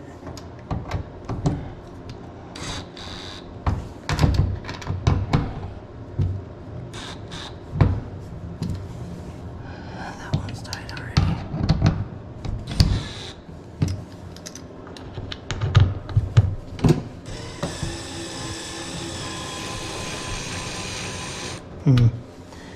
Those are just spinning in the clip. I may take him up.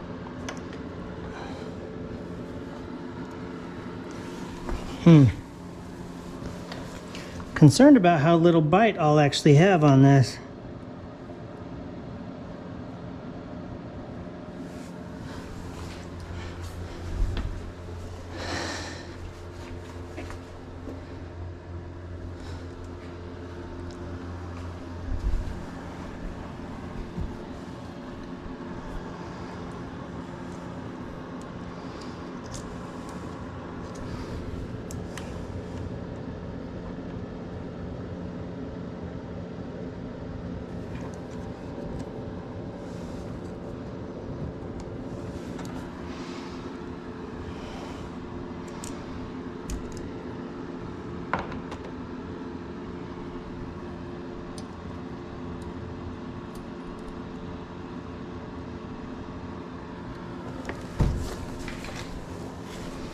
I might need to reach out to, that's not going to be very much bite. Well, with this,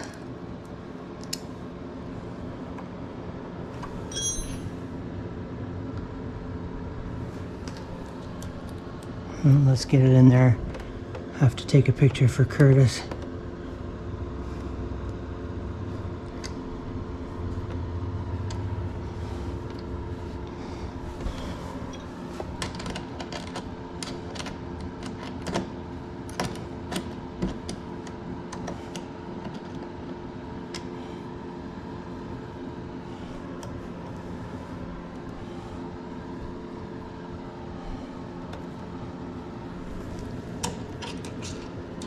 It's not.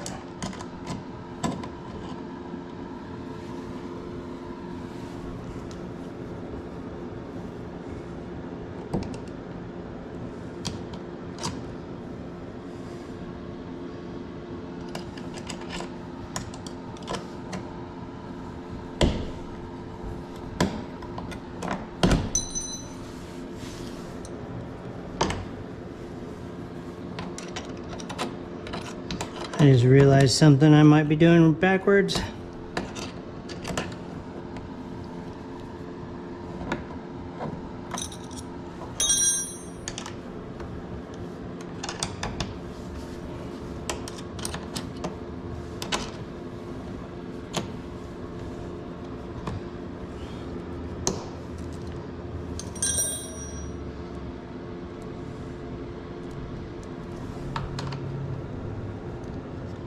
If I do that, it's definitely going to be, yeah, that just doesn't.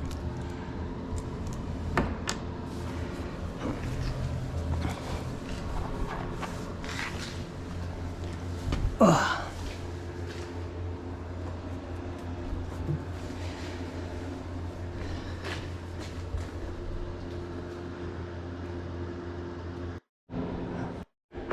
Okay, hopefully I didn't miss too much having some camera problems, but it's installed now. It's all tightened up on the bottom. It was a little tricky to get it lined up, just have to work it back and forth. It was just really tight on this edge here. Basically had to move it back and then push it up and then slide it into place, so it kind of stretched out a little bit. So next we'll be putting on these guys that go right here. That's a nice cool look, so I'll definitely be putting those on. They're optional, but I'm putting them on. I think they look nice, and if they do cause any kind of problem, I'll change it or just remove it. So next I'm putting the support rods on. So this one, it's a little tricky, but once you know the process, it shouldn't be that bad. I need this.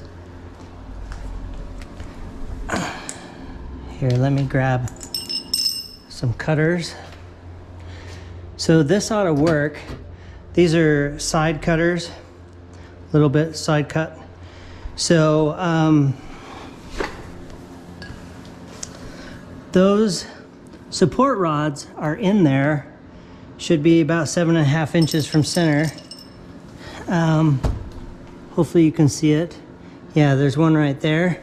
So I'm just gonna reach up in there with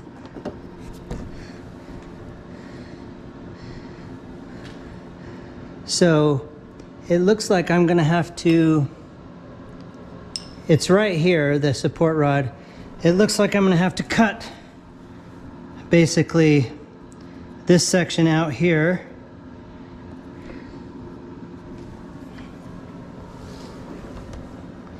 Looks like I did a pretty good job of lining up the rod. Let's try to get an idea on angle here. It's going to be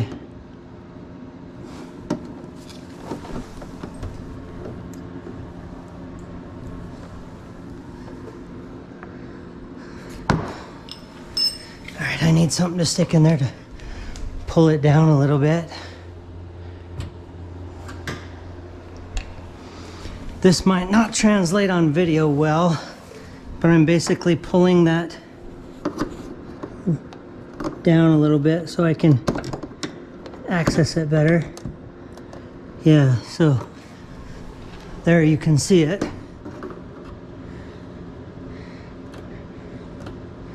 But what you got to do is try and estimate where you think the rod's gonna go, right? So mine are gonna go a little bit inward, it would appear. Just slightly inward on both sides, which is fine. So, right there.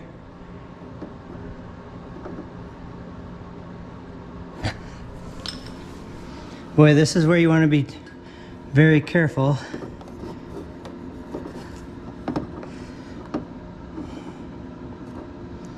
It's definitely going to be right in here. So I'm going to cut out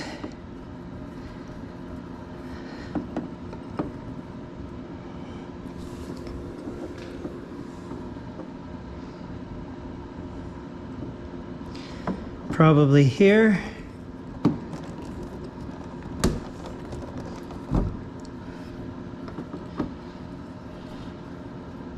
I'm going to start small and then work up in size if I have to.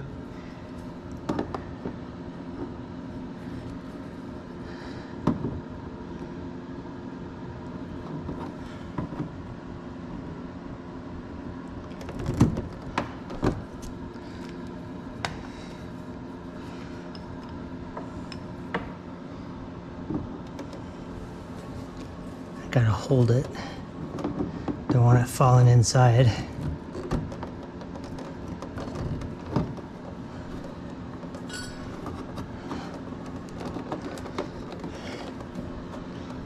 Couldn't quite get in on that one.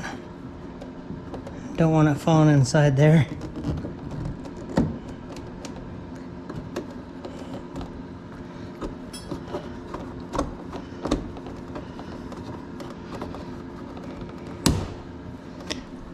Okay, now I'm going to hook it up and then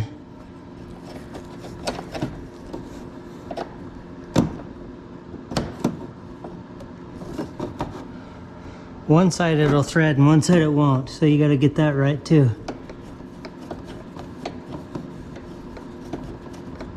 It's not threading in that way, so turn it around.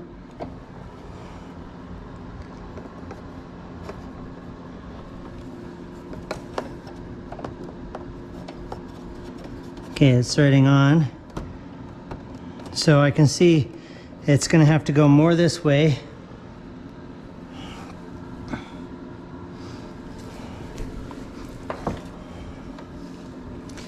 Cut those little bits out.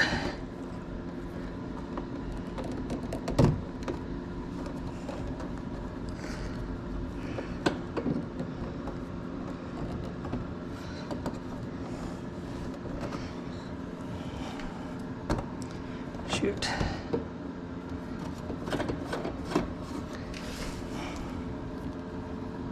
Get that out of the way.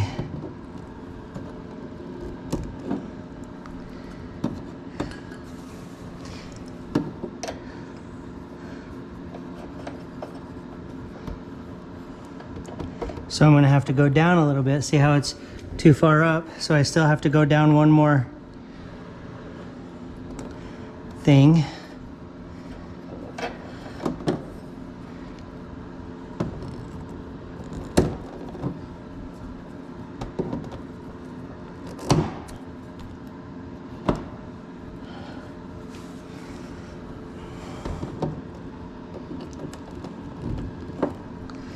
And I'll be able to take a blade and clean that up.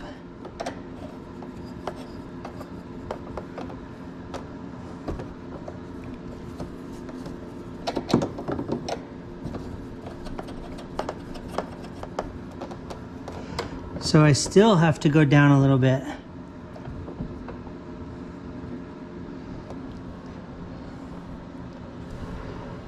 It's tricky. So I'm going to cut, you know, I think you want it to look uniform, right?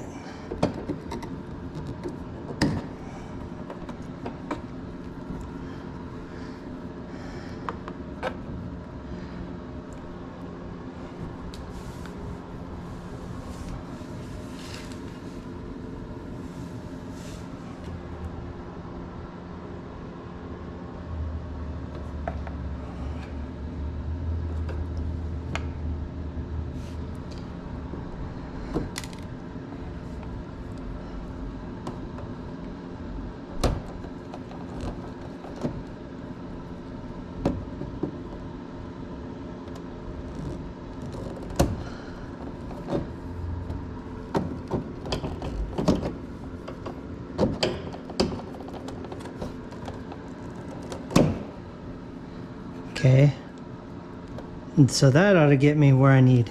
So I'm going to take this and thread it. If you remember, we threaded it halfway down on the mount. We threaded this halfway down, so it's halfway. So I'm going to thread this all the way up to that nut.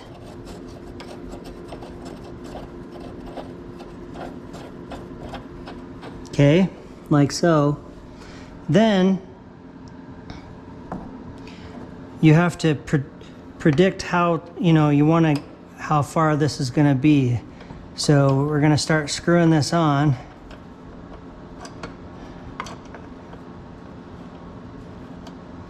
And it's reverse threaded.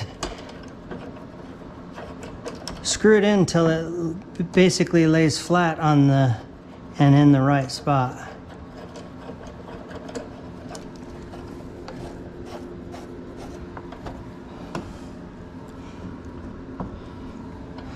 Still too far.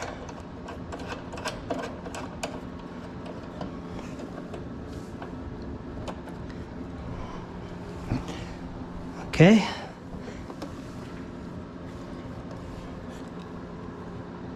So it leaves it a little cut out. I've watched several installs, and you know, it would have been nice if I'd have been able to leave that, but you have to cut down through that to be able to get this to work.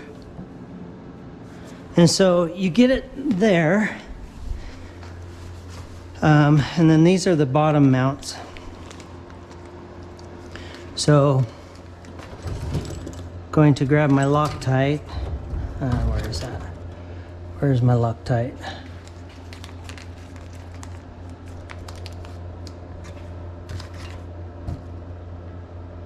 That's red. Okay, it's right there. Don't want to use red.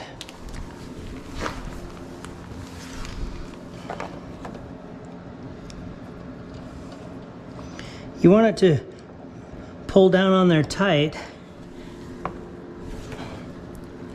See how close I am to the thread on the top? I'm actually going to thread it all the way up to it.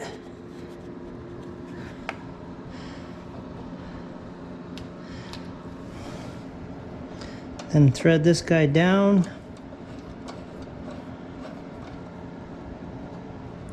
The idea is you want to be able to twist this guy to tighten things up.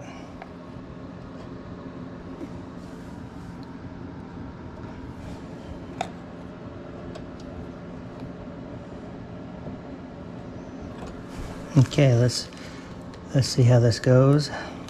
Now I'm not gonna really tighten it up hard, just put I don't know, 20 pounds worth of pressure on it.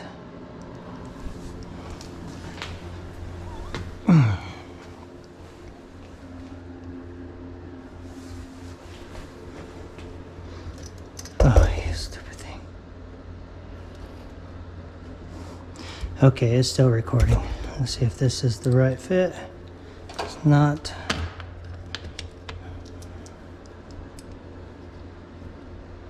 Oh no. It's gonna be not metric.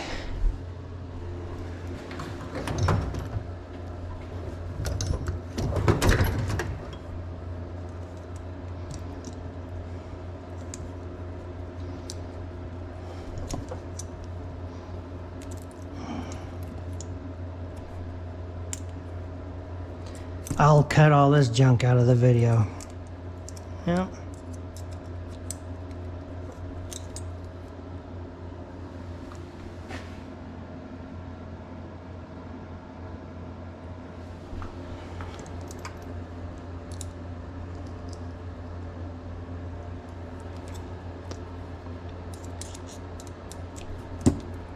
The heck?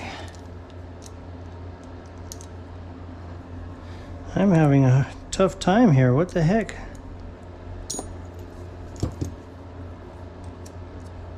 Oh, come on.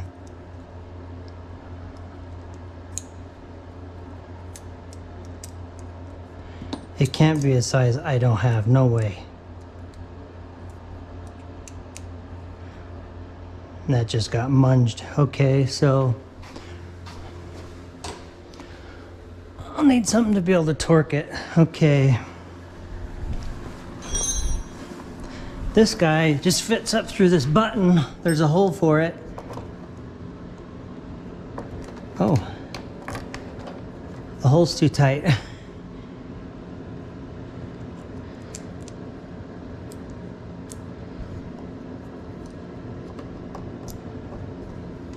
The hole in the splitters, I guess I'm threading it through that too.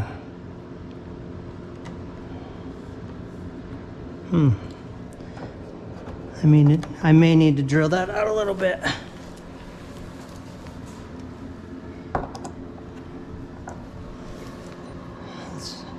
Let's confirm this screws into that. Maybe I've got my hardware backwards.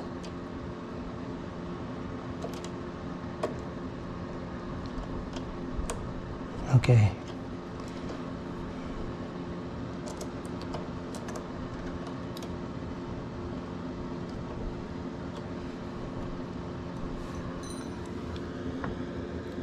I may have to open up that hole a little bit.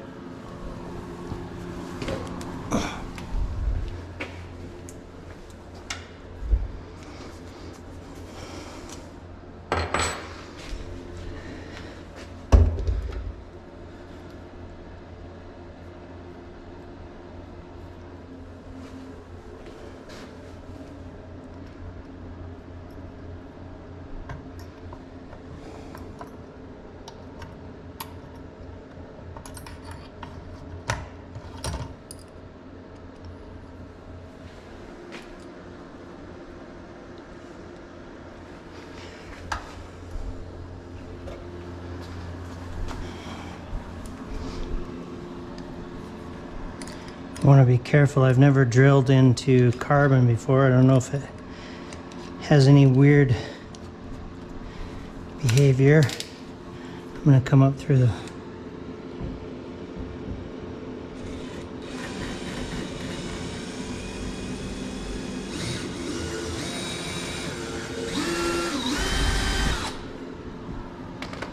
See if that fits better.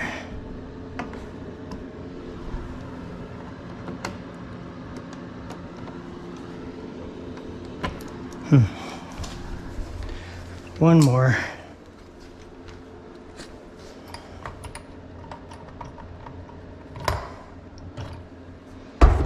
I obviously don't want to step up too much. That's just going to be just barely.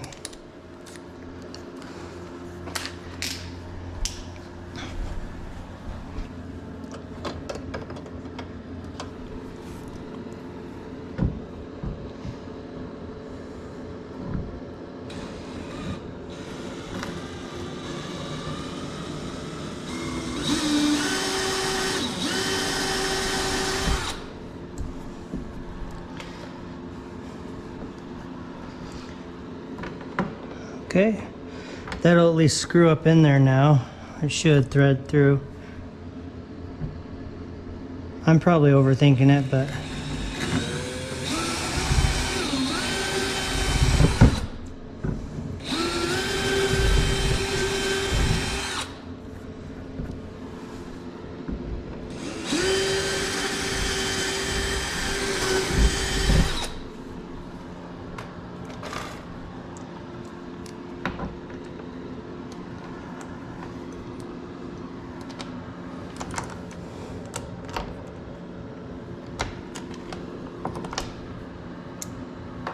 all right, I forgot to start the video when I finished this guy up. I haven't tightened up the rod yet. It's still loose, but it's really kind of neat how it works. You just kind of crank it up and you can feel the whole front end tighten up. Yeah, you just push up on it and it's great. So as I get closer, so basically I put the single screw through here. I spoke with Curtis, he's good with that. Put a little Loctite on top of the screw and just thread it down in. So now I'm gonna do the other one as soon as I find it. Okay.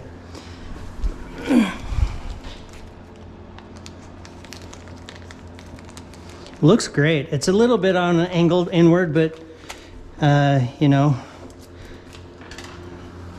I calculated it really well. It just, you know how things work out. It still looks good, that angle. It's not like that's weird or anything. Gotta, okay, move that down a little bit. Here so you can see what I'm doing.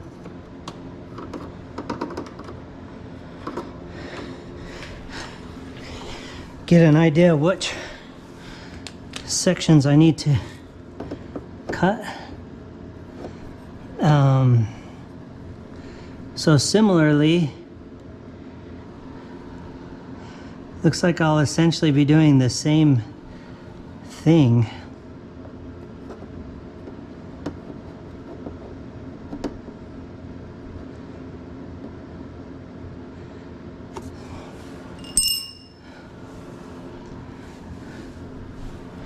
Shoot, you gotta be really careful. You don't want to cut in the wrong spot. That would really suck.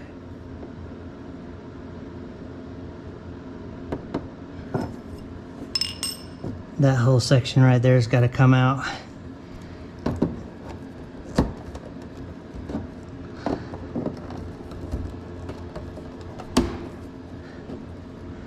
I'm gonna go close, not cut out more than I need initially.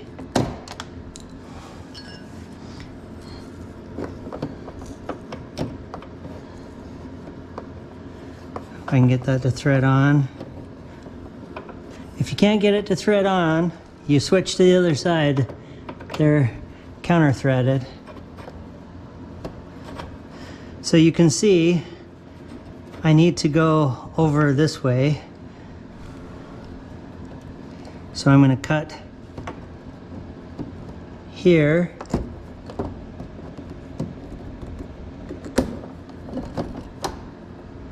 Oh, it's a little weak from my work on the, so I got to take it back out. It's a little weak, this section, from my work on the tow hook.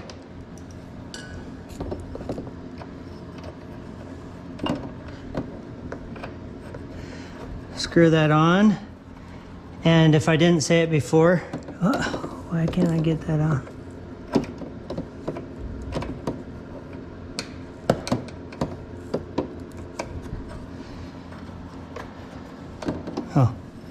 Oh, maybe I turned it around and didn't realize it.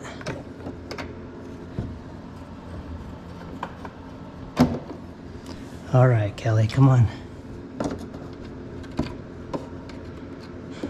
I turned that little nut halfway on this post, right? So it's like right there on the upper.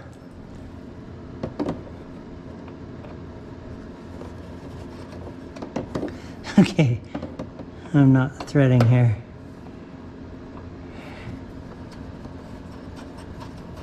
Okay, there we go.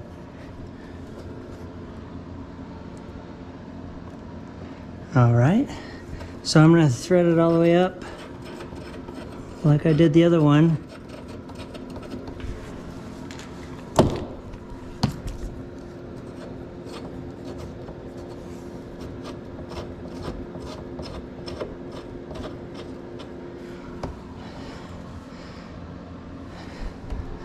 Seems maybe a little higher, and I didn't have to cut out very much, so it's good.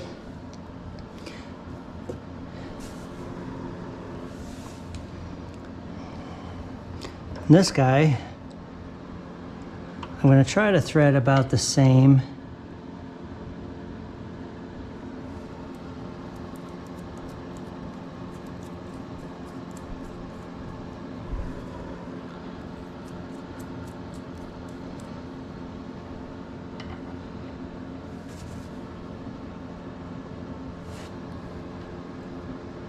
Let's see.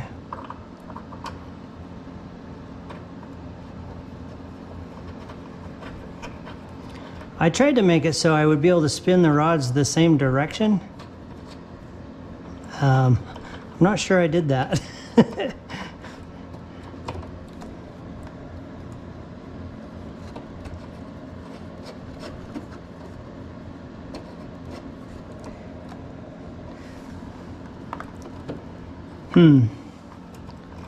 I need to back this one off of the rod more and come down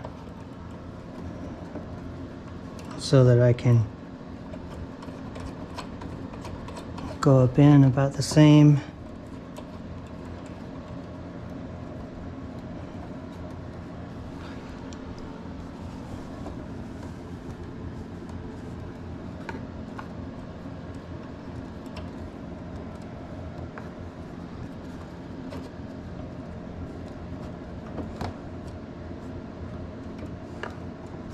All right, pretty close. So now I'm going to thread this through. I had to thread it through once and then back it out to kind of loosen it up. Put a little spit on this one.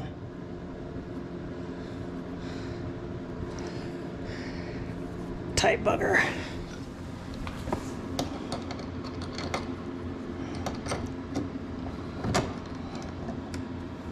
I'd use the other end, except it's stripped out from something else I've done previously. Allen heads are so easy to strip.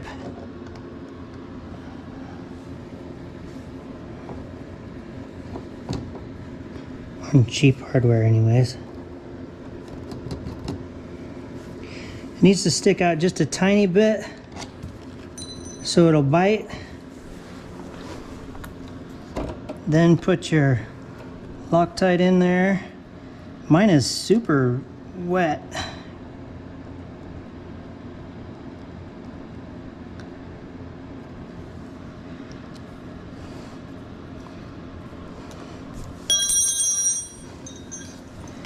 Okay, put that down on there.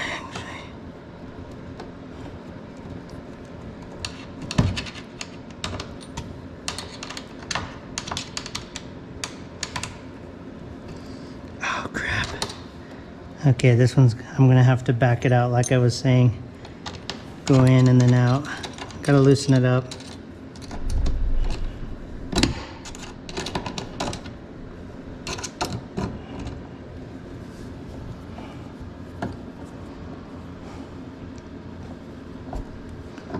I only have metrics and a socket set. Oh, I forgot I have a torque I can use. Forgot about the torque. This floor, but if you lose something on it, you can't find it.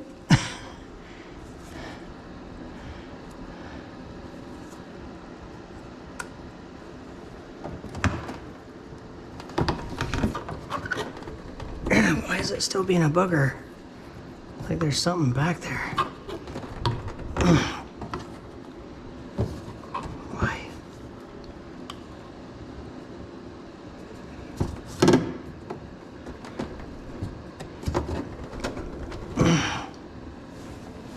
I don't understand what's going on there.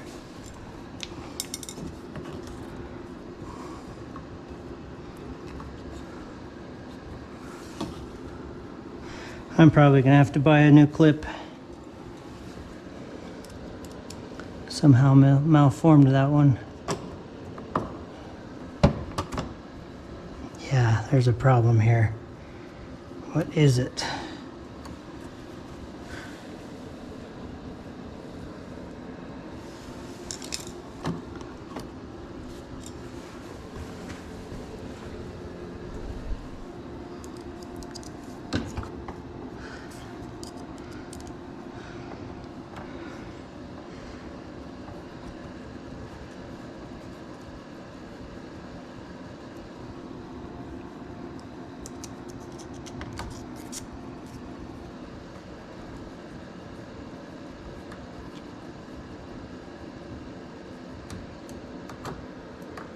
Seems like a material you want to just get it to where it feels snug, but don't go over tight.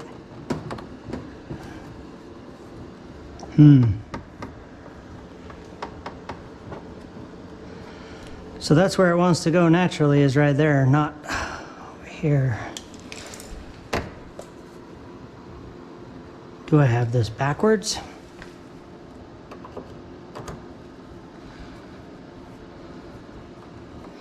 I assumed this notch was to be to the inside.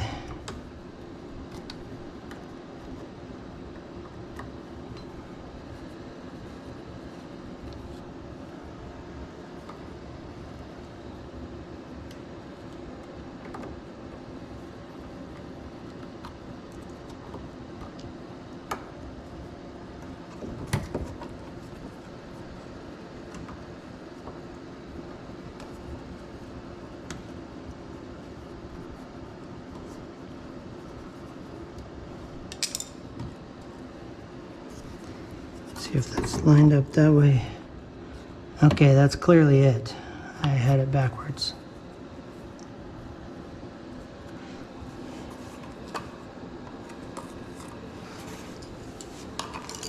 Oh. Finicky.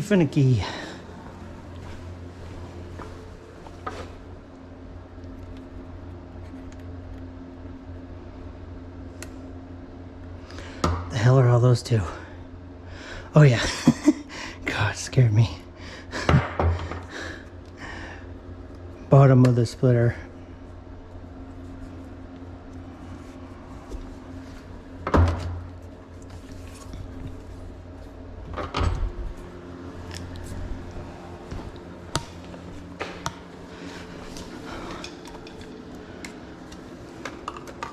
So I had that backwards. The little notch goes to the outside. Probably says that in his instructions, I bet. Let me kind of... I'm just gonna make that hole better.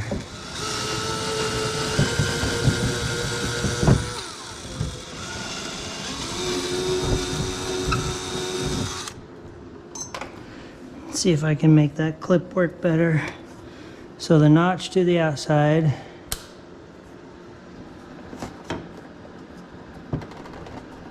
There we go, that clip's better now. It's happy.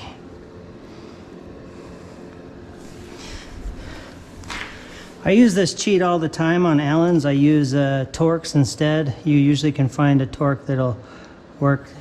So a T20 works on this one.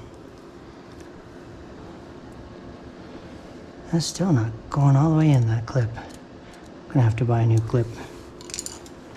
I lied, it wasn't that one.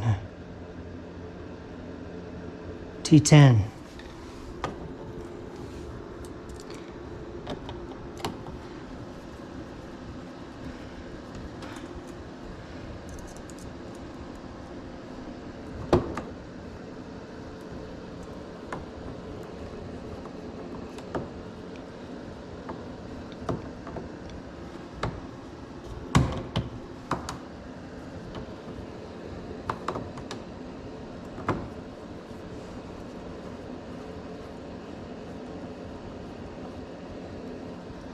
Yeah, things fit a lot better too. That clip is just not happy, is it?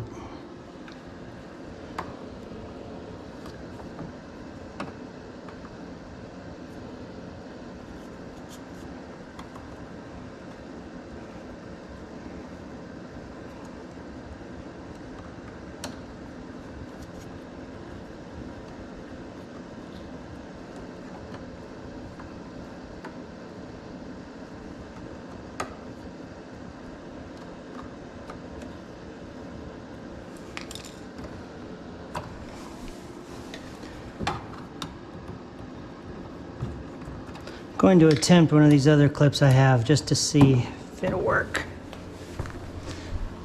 Not sure. It's a different style clip.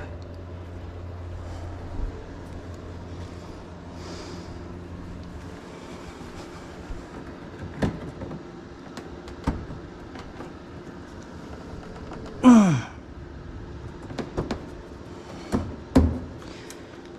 careful, Kelly.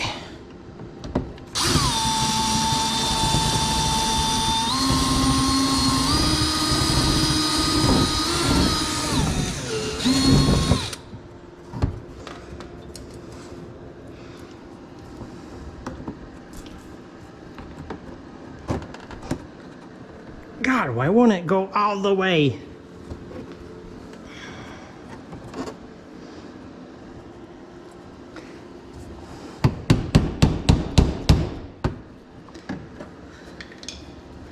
What is the deal here?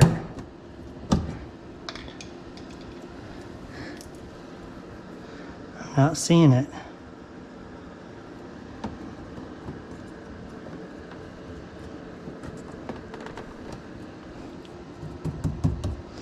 Okay, one side down, and that does look killer. So similar to the GT500 in a way, but I actually like this better. Cool.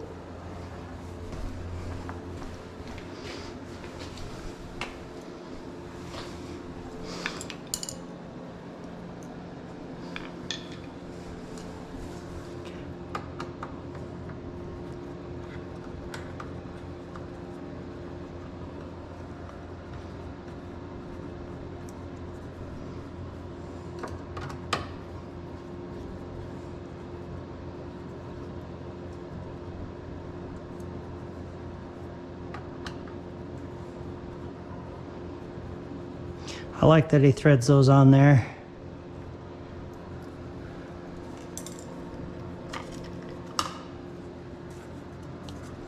Take the clip off.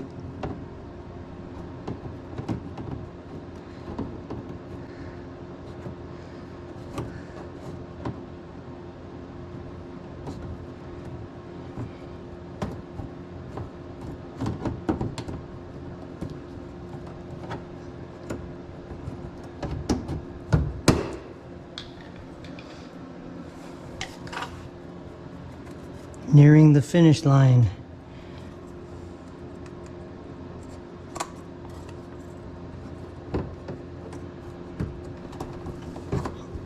Ah, that one worked.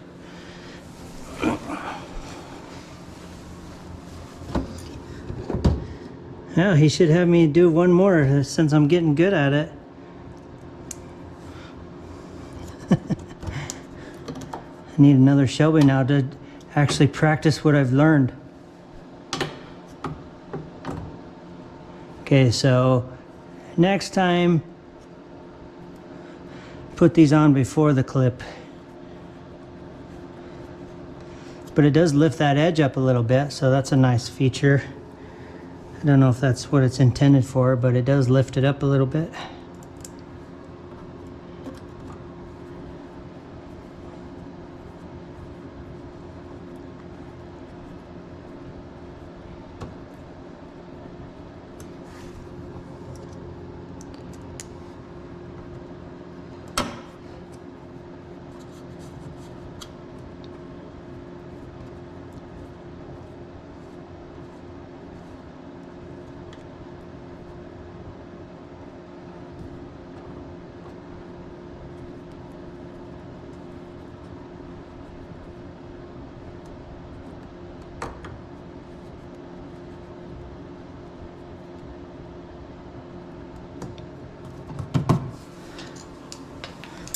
right. All right.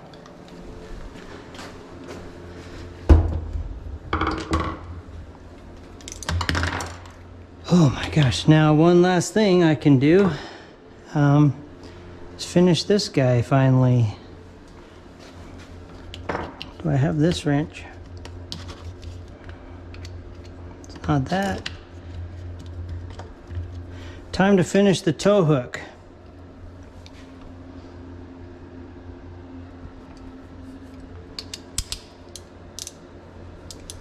I'll explain why I'm got this in a minute.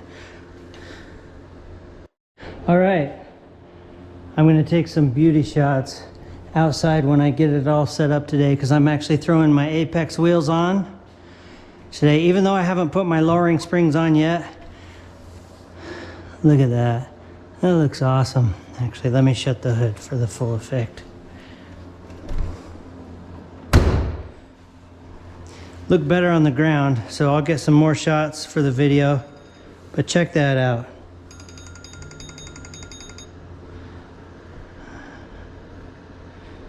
Nope, I've already voided my warranty.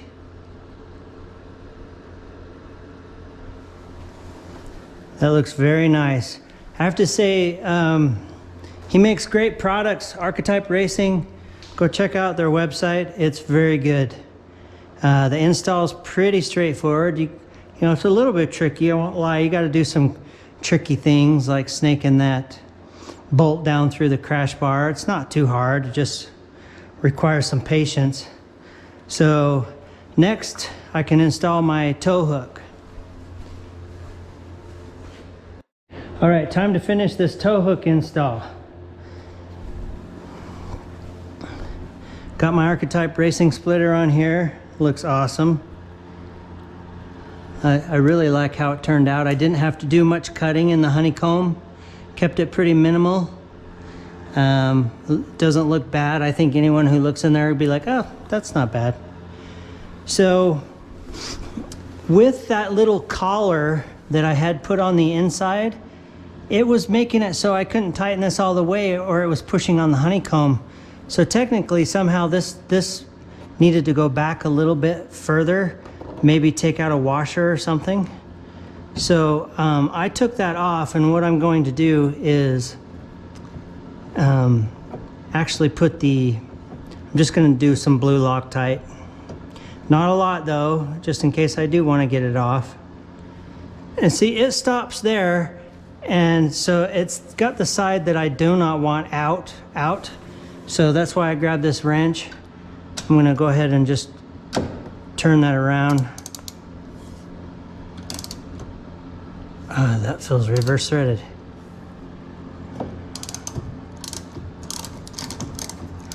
Is it?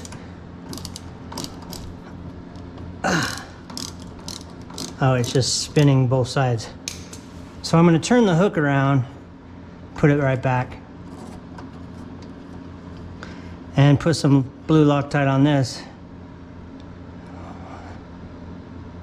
Oh crap, it's going to drop all these washers.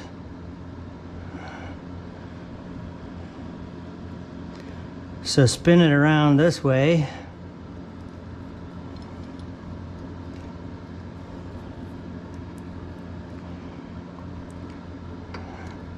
Get that on there. Close enough.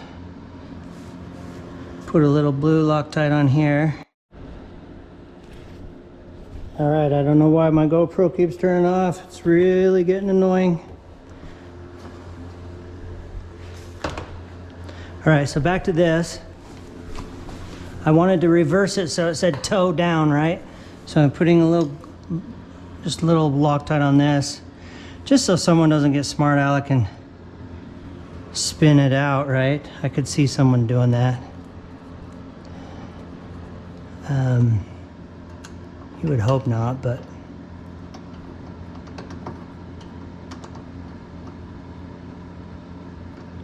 come on, get through there.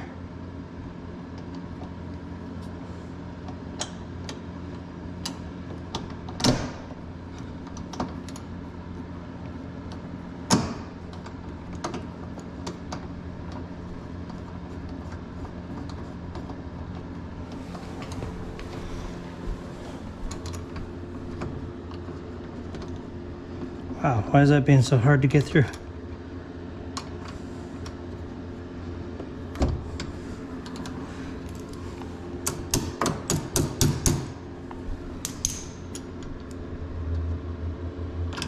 There we go. Gosh. Spin up both sides. It's going to be hard to get actually tight because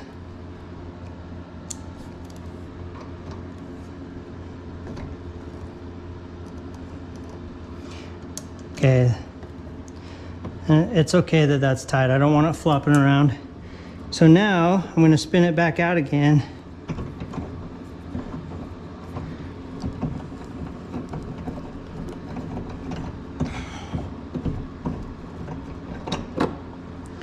Put some Loctite on here.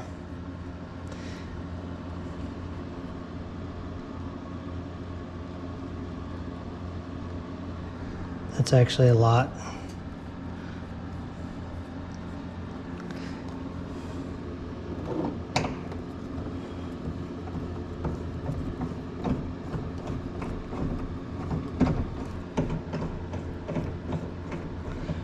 So I made things a little harder on myself doing two things at once, you know, the splitter and the tow hook, but that is worth it. Nice. That looks very nice. I'm gonna take some beauty shots once I throw my wheels on it. We have a club meeting for Mustang Club today, so I'm going to throw my track wheels on it, try to get a heat cycle in them, although it's probably too cold outside.